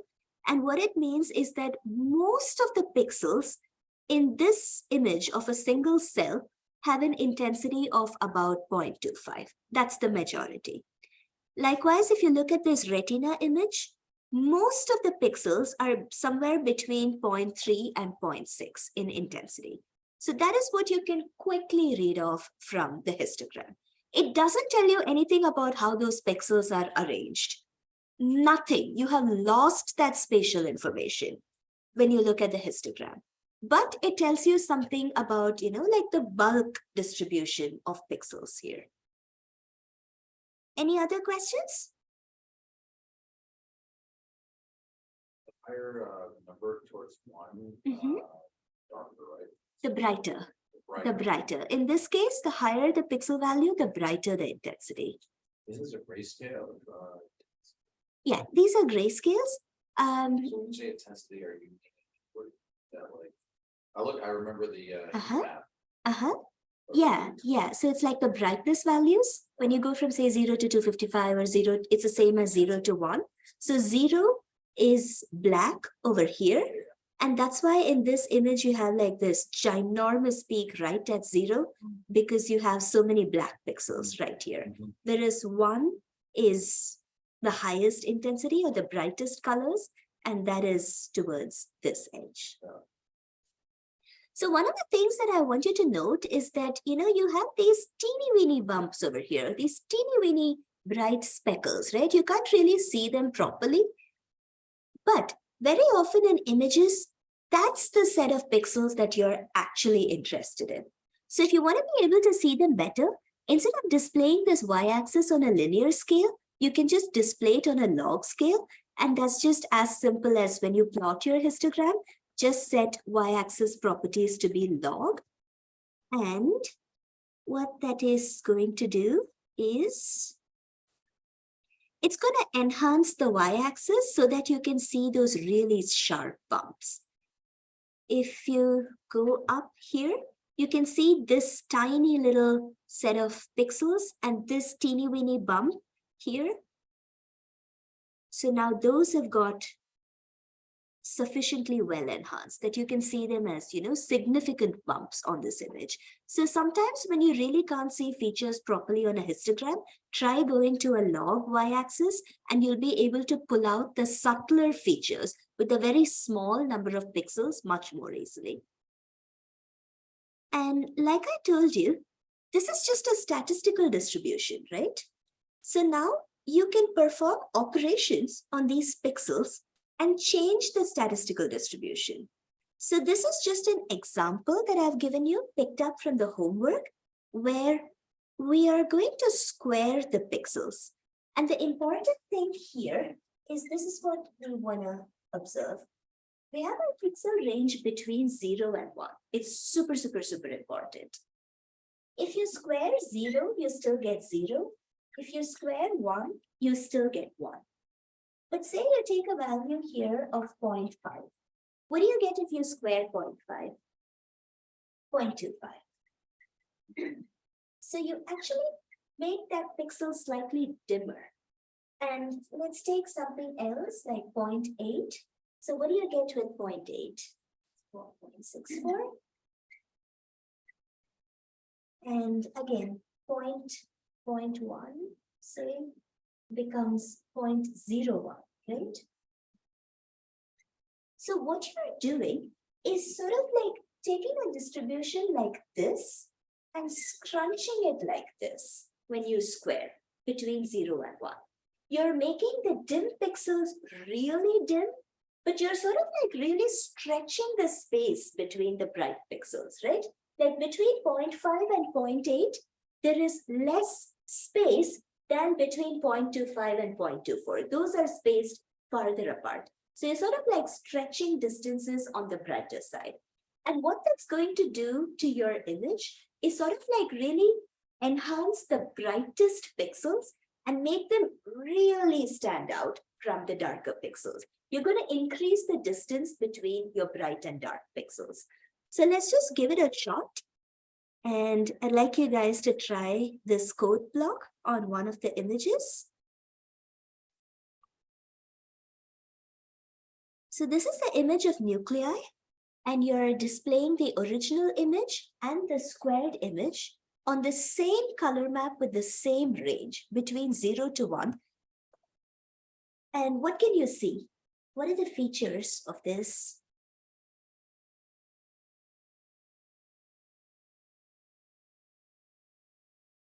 Density range is Mhm. much shorter. Yep, exactly. So if you look at the histogram, you can clearly see that this peak over here has got scrunched up into this. And then if you look at the images, what do you see? Anybody from online? You're now finally, you have a voice again. Want to venture an answer? How do the images look different? Yeah. Sorry? Sharper. Yes. So sharper in what sense? Can you elaborate a bit more? Yeah, the background has really gone down. You've managed to really reduce the background. What about the cells, especially in this region? What can you say about it? Edges. Yeah, you sort of like get sharper edges, and the cells are like the brightest cells are really highlighted. So essentially, that's a simple effect of modifying the contrast of this image by just doing a simple operation on the histogram. And this is going to be the basis for a lot of other contrast adjustment operations that we're going to do, which comes in the next section. So one of the things that scikit-image allows you to check for built-in is whether or not your image has high contrast or low contrast. So before we go ahead, I just want to ask a question. Why do we care about contrast? What difference does it make?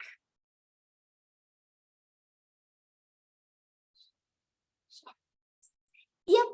And what else? Like if you really wanted to identify objects in an image, can you really do it well in a low contrast image?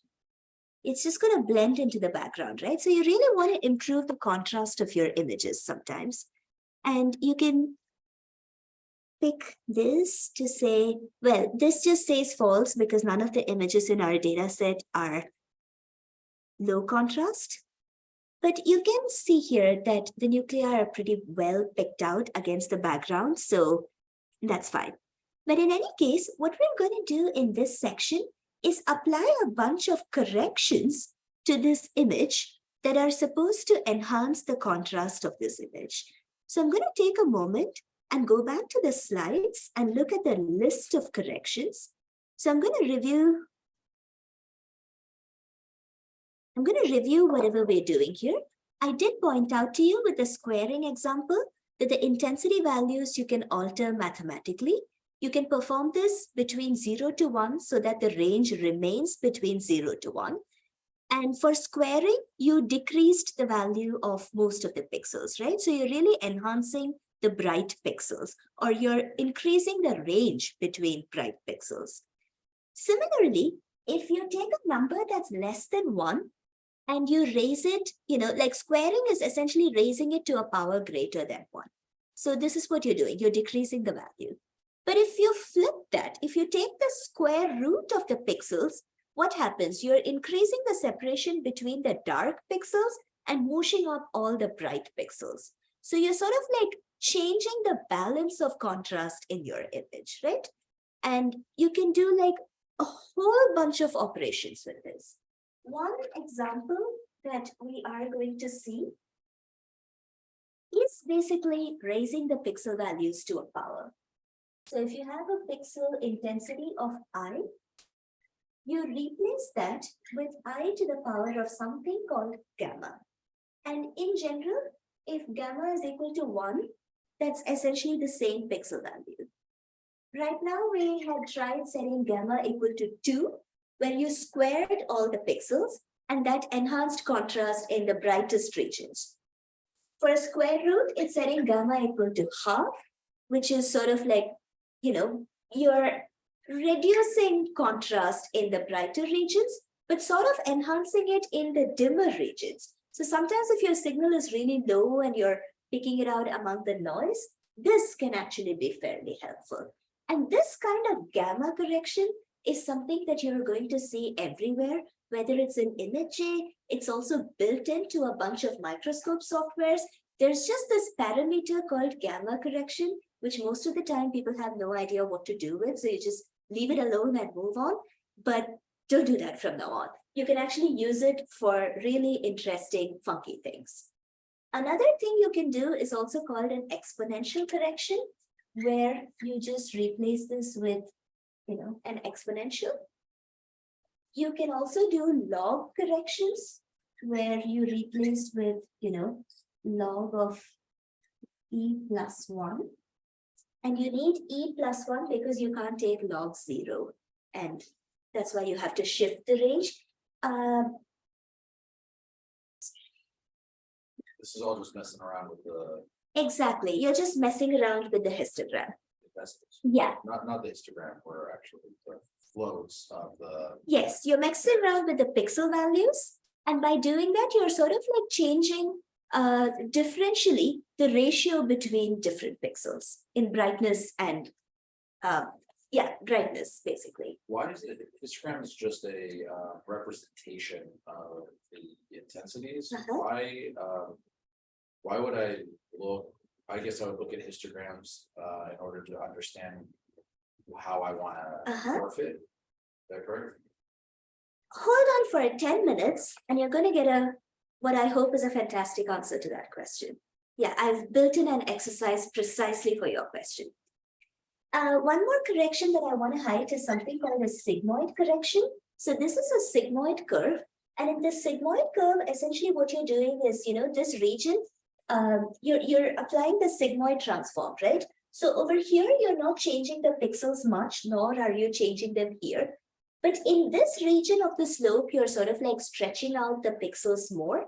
So if you look at your histogram and you notice that your objects that you're interested in have intensity somewhere in this median region, you can stretch out that intensity and, look at them better by using a sigmoid correction. None of these is like an application that I can pull off the top of my head right now, except maybe for the gamma correction, which is sometimes pretty important. The place where I just use the gamma correction so much is when I'm looking at images of gels and I want to make my bright bands or dark bands really stand out in the gel, and I just play with gamma all the time to make that really come out. But in the notebook, I gave you a bunch of examples where you have your original image. You can set different values of gamma, like 2 and 0.5, and you can apply the log correction and sigmoidal correction. And another thing you can do is called intensity rescaling, which is again super simple. You have 0 to 1, right? Say here, I wanted to change that range from 0.4 to 0.6. So all I have to do is say that my min value is going to be 0.4, my max value is going to be 0.6, and I'm going to condense and shift my pixels so that I get between this range. It's just a way of shifting your pixels and, displaying them within a certain range. It's just like math operations. But take a look at what it does to the images. And you'll essentially notice a few things here. When you apply gamma equals 2, you're really highlighting your brightest pixels and making them stand out against the dark background. But when you apply gamma equals 0.5, we were talking about how the images don't seem very noisy. But in this case, because we highlighted the dimmer pixels, we made the noise stand out a lot more. It's the same exact image. The features were always there in the image. It's just which part of the histogram, what brightness of features did you choose to emphasize? Likewise, the log correction in this scale just made it a bit sharper, brighter. And the sigmoid correction again pulled out features within a very specific range of intensity, or, especially in the higher intensities in this case. But you can play with that function and set it to, highlight different regions you're interested in. Rescaling the intensity, we set everything between 0.4 and 0.6, right, in this range. So essentially what it did, because you mushed all the pixels together, you have the same things, you have the same features, but you lost a certain amount of contrast. Yep. So this log is not the pass log. No, it's not. Thank you. Thank you for asking that. Yeah, the LOG filter, I should write it as L capital and G capital, that is Laplacian of Gaussian. This log is just the logarithm. So it's, in general, it's logarithm to the base 2, if nothing is specified. Yeah, it's not base 10. Is base 10 still okay? Yeah, base 10 is still okay. But generally people do it for base 2 because it's just convenient. Yeah. So another couple of contrast enhancement operations that you're going to come across very often in image processing are histogram equalization and clipping. I would recommend you not do that to your images if you're going to quantify them, but sometimes for display purposes, it can be very, very useful. So I'll walk you through these two processes by using the workbook. Histogram equalization, you need the histograms to actually understand it. Right. So you've seen that, it's really making your bright pixels stand out here, right? And how does it do that? If you look at this histogram, the red line is actually like the cumulative distribution, like how much weightage do you have in the different bins. So clearly in these dim bins, you have a lot of pixels. Over here, you have like slightly more number of pixels. And here in the bright bins, you have very few pixels, right? Histogram normalization essentially downsamples this histogram so that you have approximately equal numbers of pixels in all the bins. So it sort of like shuffles your pixels, it bootstraps and samples your pixel values and shifts them around so that you have this kind of equalization. And there are like specific algorithms for how it does that. We don't need to get into the details, but essentially you're totally changing the actual relationships, the numerical relationships between the pixels in your image. So you end up with sort of like extreme contrasts where your extremes are emphasized. And don't use this for quantification, but it might sometimes be very useful for you to make your display look a lot prettier. So like radiology, when they're doing that, like on your what they call it, like The MRIs or something? not the MRI, it's the other one. Where it's all in grayscale and they're all flipping at the inverse. I don't know what it's like. Is it one of these, or is it where we discussed yesterday where you're subtracting you're subtracting what it's called. It's not the anyway, I'm just curious if these manipulations are like, what are those manipulations? Is something like this, or is this different? So I don't know. So these are not just simple inversions. This is more of a statistical process, and it can be like pretty involved sometimes. But it's basically just like sampling a different number of pixels from different bins and redistributing them. to give equal weightage. Whereas whatever we looked at yesterday, the inverse was just like a simple subtraction, which still preserved relationships between pixel values. So if you tell me the exact process, I can probably give you some more details. But yeah, that's the difference with anything that we discussed yesterday. And then the last thing that I'm going to show you is called clipping. Clipping is a process where, again, you make your image look prettier by removing some percentage of the brightest and the darkest pixels, okay? So here I've given you an example where I'm removing pixels that are less than 5th percentile and greater than the 95th percentile. So I'm just using the middle 90% of the pixels. And there you go. You will see that the clipped image actually looks a lot more beautiful and bright and nice than the original image.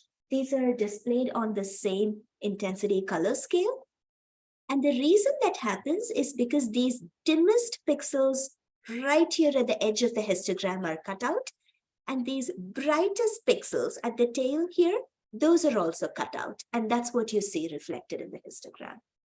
And by cutting out those extremes, you're able to really focus on what comes in between and allow that to occupy the whole range of brightness, which is why your features or the variations in intensity within your range really get highlighted and brought out very nicely.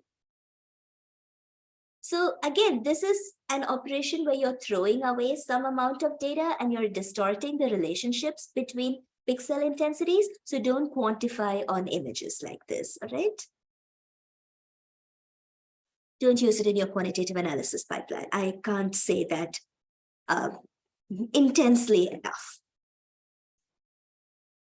With this, these are a bit of asides, and these are the kinds of things that you would use, for example, say, if you take a beautiful picture of some scenery somewhere and you want to manipulate it in Photoshop to make it look pretty.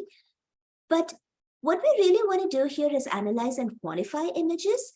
So histograms come in handy if you go to section 9 for something called thresholding and segmentation, which is the core of your image processing pipeline.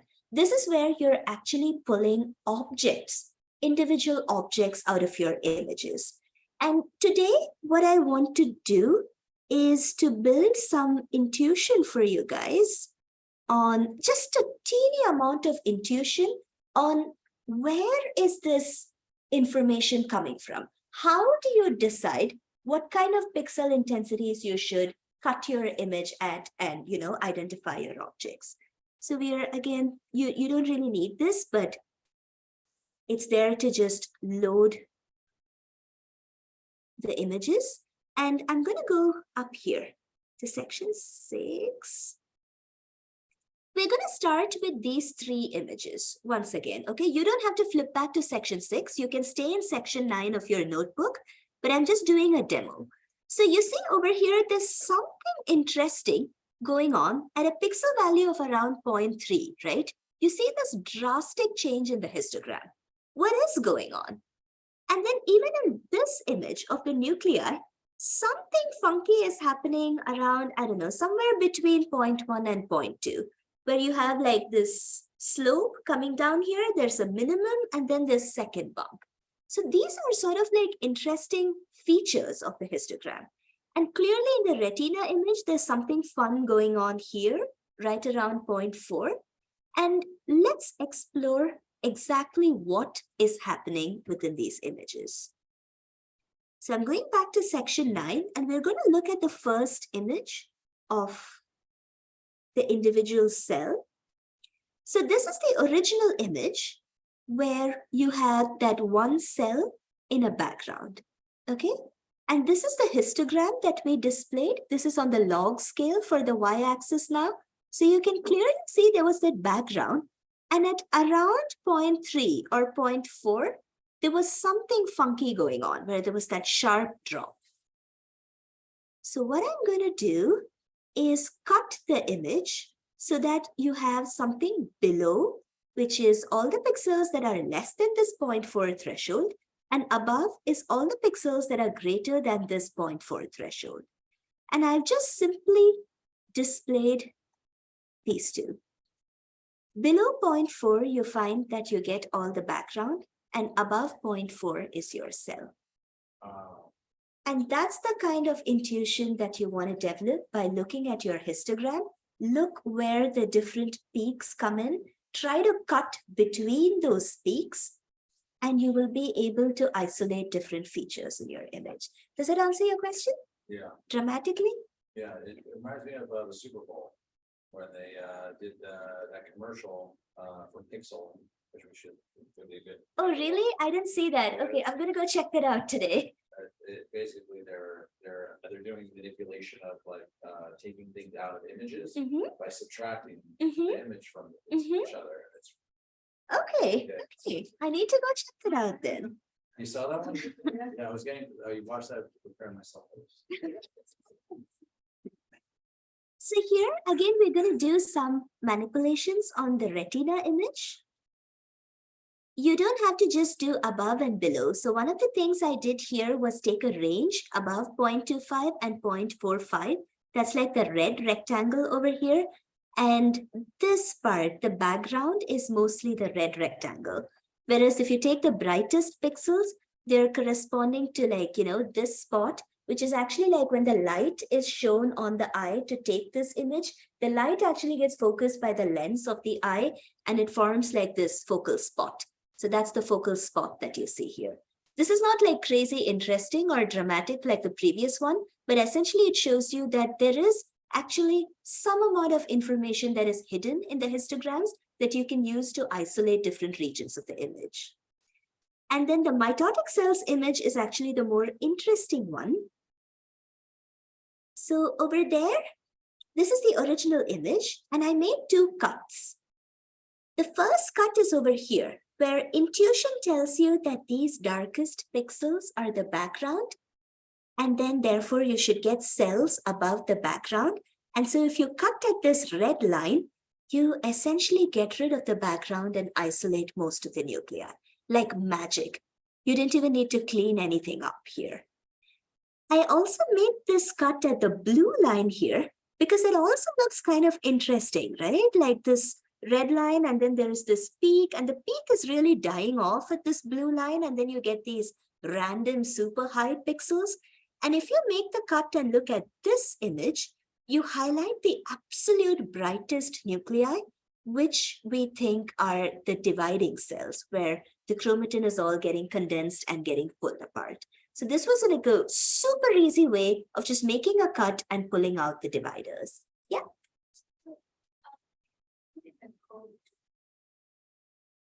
Yes, you can. And tomorrow we're going to do that. Tomorrow we're going to do all the counts. Yeah. So yeah, the idea of doing these exercises was that this should give you some intuition about how the pixels are distributed on the histogram and how you can use the histogram to get an intuition of where your objects lie, what brightness they have, and how you can isolate them. And this process, where you essentially choose a pixel intensity value and you dump part of the image and keep only pixels within a certain intensity range, that is called thresholding of the image. You fix an intensity threshold and then you take whatever is above that. A lot of thresholding happens in this, relatively haphazard fashion where, people are like, oh, I will just move the slider up and down and like choose my threshold. No, don't do that. Don't go for this absolutely random thing. Look at your histogram, try to get some intuition for what your histogram is telling you about your image, and you'll have a much easier time choosing that threshold. Yes. It's 64 bins. I don't remember what the size is. So it's a range of 0 to 1 divided by 64, 1 by 64. Yeah, but you could actually like alter the bin size a bit. Usually what I do, I play around with the bin size a little. If it gets too grainy, then I discard those. Those are like too fine grained. But if I go to the minimum bin size where it doesn't get that choppy. And this also 64 I came up with after playing with it a bit. Like if I chose, say, 100 bins, the bin size would be 0.01, right? And that was too choppy. Whereas if I chose like 10 bins for 0.1, it was too thick. So 64 was like a nice compromise there. So one point I wanted to highlight, you see, the way I've set it up over here, I want to basically pull up this line of code. This part over here, where I've said I want to pick up the pixels in the image that are greater than my threshold, that's pretty obvious. That's just I'm thresholding the image, right? But then I'm somehow multiplying that with the original image. Why am I doing that? It's because when I do this thing of just taking the pixels in my image that are greater than my threshold, what I get as the output is not an image. It's a true or false for every pixel. So it goes and checks the value of every pixel and it tells me, is the pixel value greater than 0.15 true or false?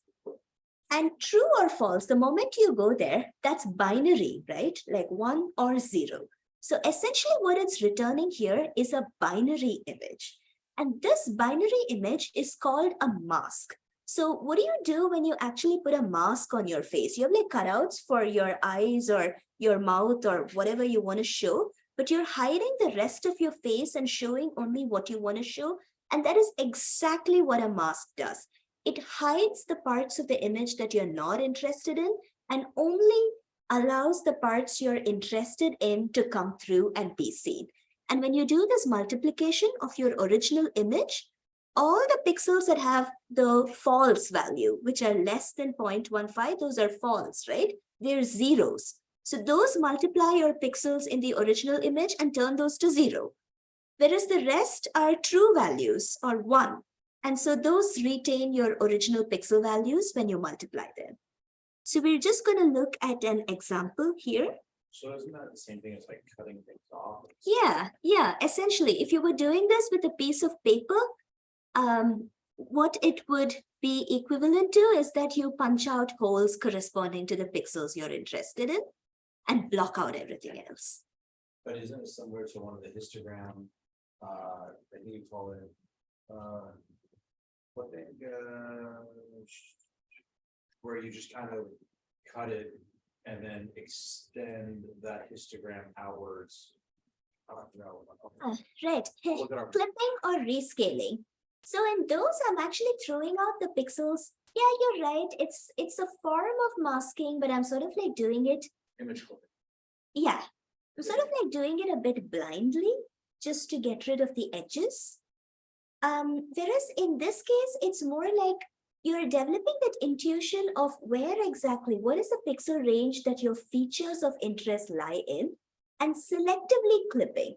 And when you're doing the actual image clipping, what you're also doing is stretching that range. You're throwing away the outliers and stretching it 0 to 1. Here, you're not doing that. You're throwing away the things you're not interested in, but keeping the original values of what you are interested in. So that's the important difference. So over here, you can see this is your original image, and this is just a Boolean mask. But then if you go above, here I've multiplied that image by the mask. So all the background is pure 0, but I have retained the pixel values of all my cells, the original pixel values. Does that make sense?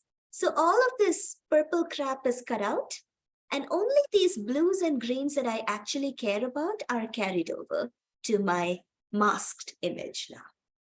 So all the parts that I was uninterested in are just thrown out. They're zeroed out. It's important for Apple, sorry. Is the original image a color? No, it's just black and white. I just displayed it with this Nippy spectral color map because it highlights the intensity very nicely. With the color. With the color image, you can do the same thing. Yeah, you can. You just treat red, blue, and green channels each as an independent image, and you do the same thing to all 3 of them, and you will get exactly the same. Yeah, you can do that. In these, like, a lot of this is about the background black. Uh-huh. I'm just curious in application purposes, Uh-huh. are they, I always hear blacks, like the truest black on TV Uh-huh. or on film. Is this related to that or? So yeah, not really. Okay. In terms of, yes, the pixel value is 0, so it is true black. But then when you're displaying it on a TV, that actually depends upon the hardware of your TV display. So if your TV display is not capable of displaying true black, even something that is true black, like this black here, will not display black. So slightly different concepts. Yeah. But yeah, in this Boolean image mask, all the black regions have a pixel value of 0. All the white regions have a pixel value of 1. There is no in between. It's just 0 or 1, black or white. So when you threshold an image, what you will always get is a binary mask, which is separating the 2 pixels in terms of whether they're greater or lesser than your threshold. Now, because this is a binary mask, you can obviously do binary operations on all the pixels. So you can apply a NOT gate to it to invert the mask. NOT of 1 is 0, NOT of 0 is 1. And you can also do, literally any other binary or Boolean operation that I can't think of what might be useful to you, but if you really want to XOR masks, you can do that or whatever. They're just a binary matrix. That's it. So that's what I really wanted to highlight. And then tomorrow, we are going to pick back up from this location where today we sort of like understood what are filters. We picked up the intuition behind histograms and how to cut histograms and, separate out your features.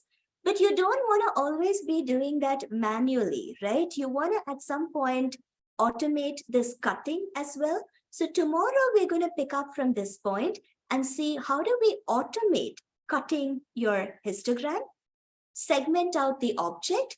And once you've segmented out the object, how do you just clean up the edges, make it look pretty, count it, tell it to give you the size and the coordinates and all those properties that you actually care about. So today was all the basic processes that go into setting up an image processing pipeline. Tomorrow, we're going to string together everything that we've learned today and build one seamless image processing pipeline. And our task is going to be to use, let's see, we're going to use one of the other images here, the one with the big nuclei, and we are going to segment out the nuclei from that image and get their coordinates, their positions, their area, their mean brightness, and all of those properties.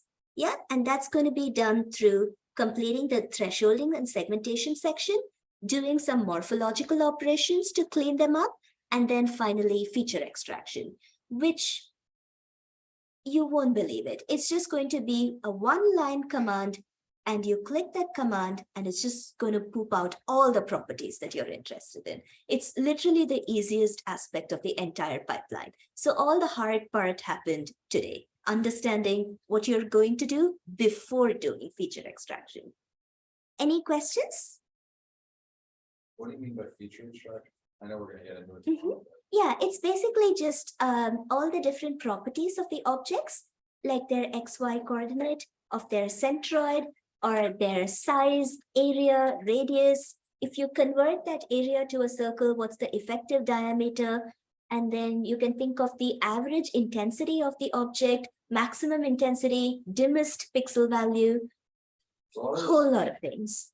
And application purposes, just for image recognition Mhm. within, like when we're putting together these filters and looking at the features. So for example, okay, the nuclei, or this is a balloon. Uh-huh. Is all of that manipulation done, like to try to get, like the outline and then Uh-huh. we're gonna, anyway, it's just like is that feature recognition? Like I know we're talking about nucleus here, but I'm just trying to. Right. So getting the outlines of the objects, right? Sorry. You mean getting the outlines of the object Like or? when you're doing a reverse image search on Google Uh-huh. and they're recognizing some of the images within an image. Right. I know they're looking at, are these two images the same, but let's say there's no If you just want to understand what's within an image, is it a balloon? Is it a nucleus? Is it a, Right. are they doing? So it depends on how they're doing it. I think often when you're processing things with a CNN, you're not necessarily going through all these steps. More like you're giving the network just like a piece of an image that is annotated, and the network is automatically picking up all the features. Whereas supposing if you were going into your, I don't know, some set of images and trying to find balloons in it and get the outlines of those balloons, then you would probably go through a manual process. And that would be the steps that we've talked about so far. You'll filter to clean up the other features, blur them out, make segmenting that balloon as easy as possible, find the threshold value, cut it there, get that balloon, and then, find whatever properties it is. The appeal, I guess, of deep learning is that you don't need anything of what I'm teaching you these 3 days. You sort of like bypass all these intuition-based steps, and you can, to some extent, teach your algorithm what to do, but you still need to do annotations. And of course, like your any algorithm performs better if you give it better quality data. And in some cases, that does include things like, cleaning it up with some filters, reducing the noise in the image and whatnot. And if you can do a certain amount of pre-processing, at least in my experience, I have never found an off-the-shelf algorithm that's just been able to beautifully segment my cells. So usually I end up writing my own segmentation codes, because I do feel sometimes that, getting that intuition for the nitty-gritties of your problem can help a lot. Like, for example, sometimes I get bright artifacts or specks of dirt on the slide, and I know what it is, and I know what shapes they have. So technically, if I had a lot of data, I could train an algorithm to boot it out. But an off-the-shelf algorithm isn't going to recognize that. And for the volumes of data that I collect, that's not good enough to train anything. So in that case, I am forced to rely on manual algorithms. Yeah. So it's kind of context specific. Yeah, again. also training data, it's not perfect, and also, if you had more time, it Yeah. would be more accurate, but sometimes you need to Yeah. give it a clean image. Yeah. Thanks. So I don't know if that It exactly does, answered I'm your trying to figure question, out but like a lot of the application, Mhm. decided, okay. Mhm. Very good, thank you. Yep. Cool. I sent you that video. thank you. What about you guys online? Any questions so far? Was it like okay to follow? Give me a thumbs up if it was okay. Cool. Awesome. I see a few of you there.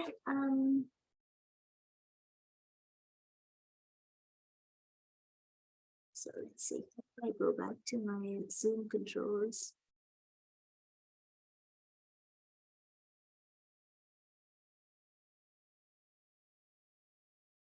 Cool. Okay, so we're mostly done for today. I'm just going to hang out for like another 5-10 minutes or so if any of you have questions. But yeah, other than that, I'm going to send out your day 2 quiz today. And that's just going to sort of like recap filtering and contrast enhancement.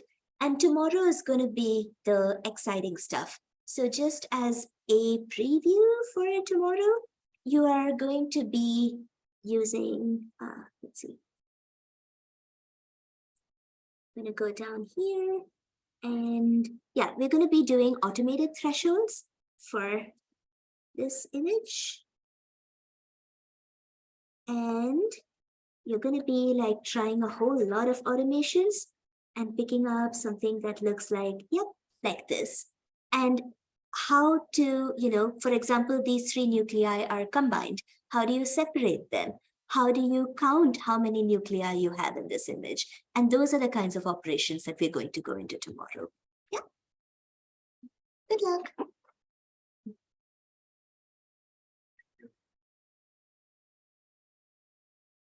Question.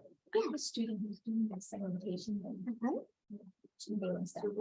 Is it? I don't know if she has time tomorrow morning, but if she does. She's So the good, drawing yeah. Zoom for Yes. some. Yeah. Please, no, that's really good. See the undergrad. Amy Schumer. That's Doing really research good. around. Yeah, okay, I misunderstood. Thank you. I hope it was okay and understandable and useful. It's very okay. I Yeah, there it is. miss my faculty meeting. It's really nice. Thank you so Yeah. much. Thank you. It's very encouraging to have you in the class actually and participate and Oh, ask all these I- things. So thanks a I lot for totally that. understand. All right, see you tomorrow. Thank you. See ya.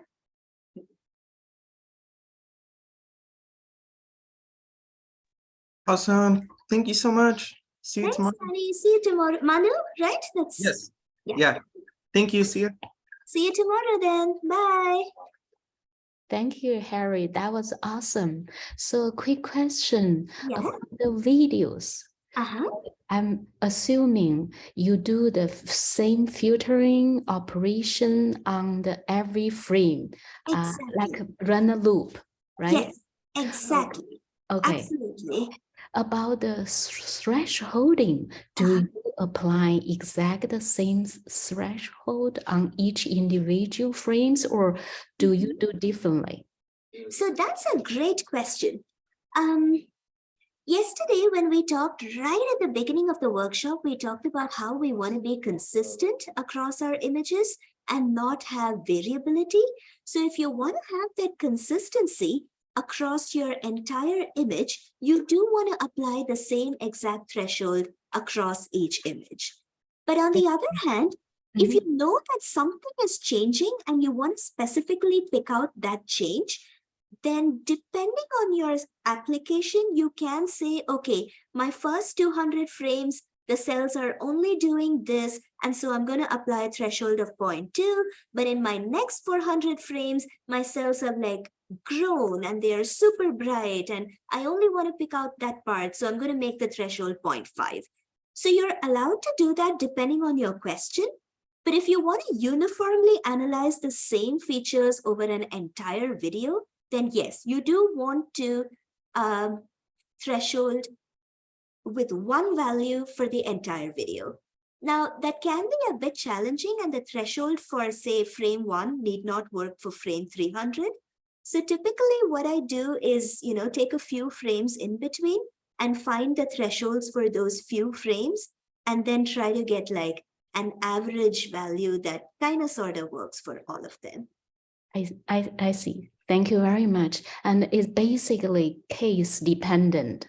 Depends on what feature you want to show, right? Exactly. The consistent is very important. I was driving yesterday morning for some period and I miss a little bit, but consistent is always something need to be considered. Absolutely. Yeah. Okay. Okay, that makes sense.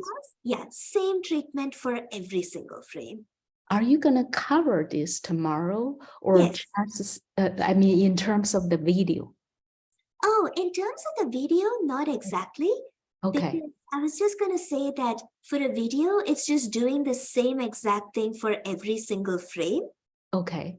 And in ImageJ, you do that automatically. If you're writing your own code, like you said, you just set up a loop for all the frames. Okay, that makes sense. Thank you very much. Thank you. Thanks for attending.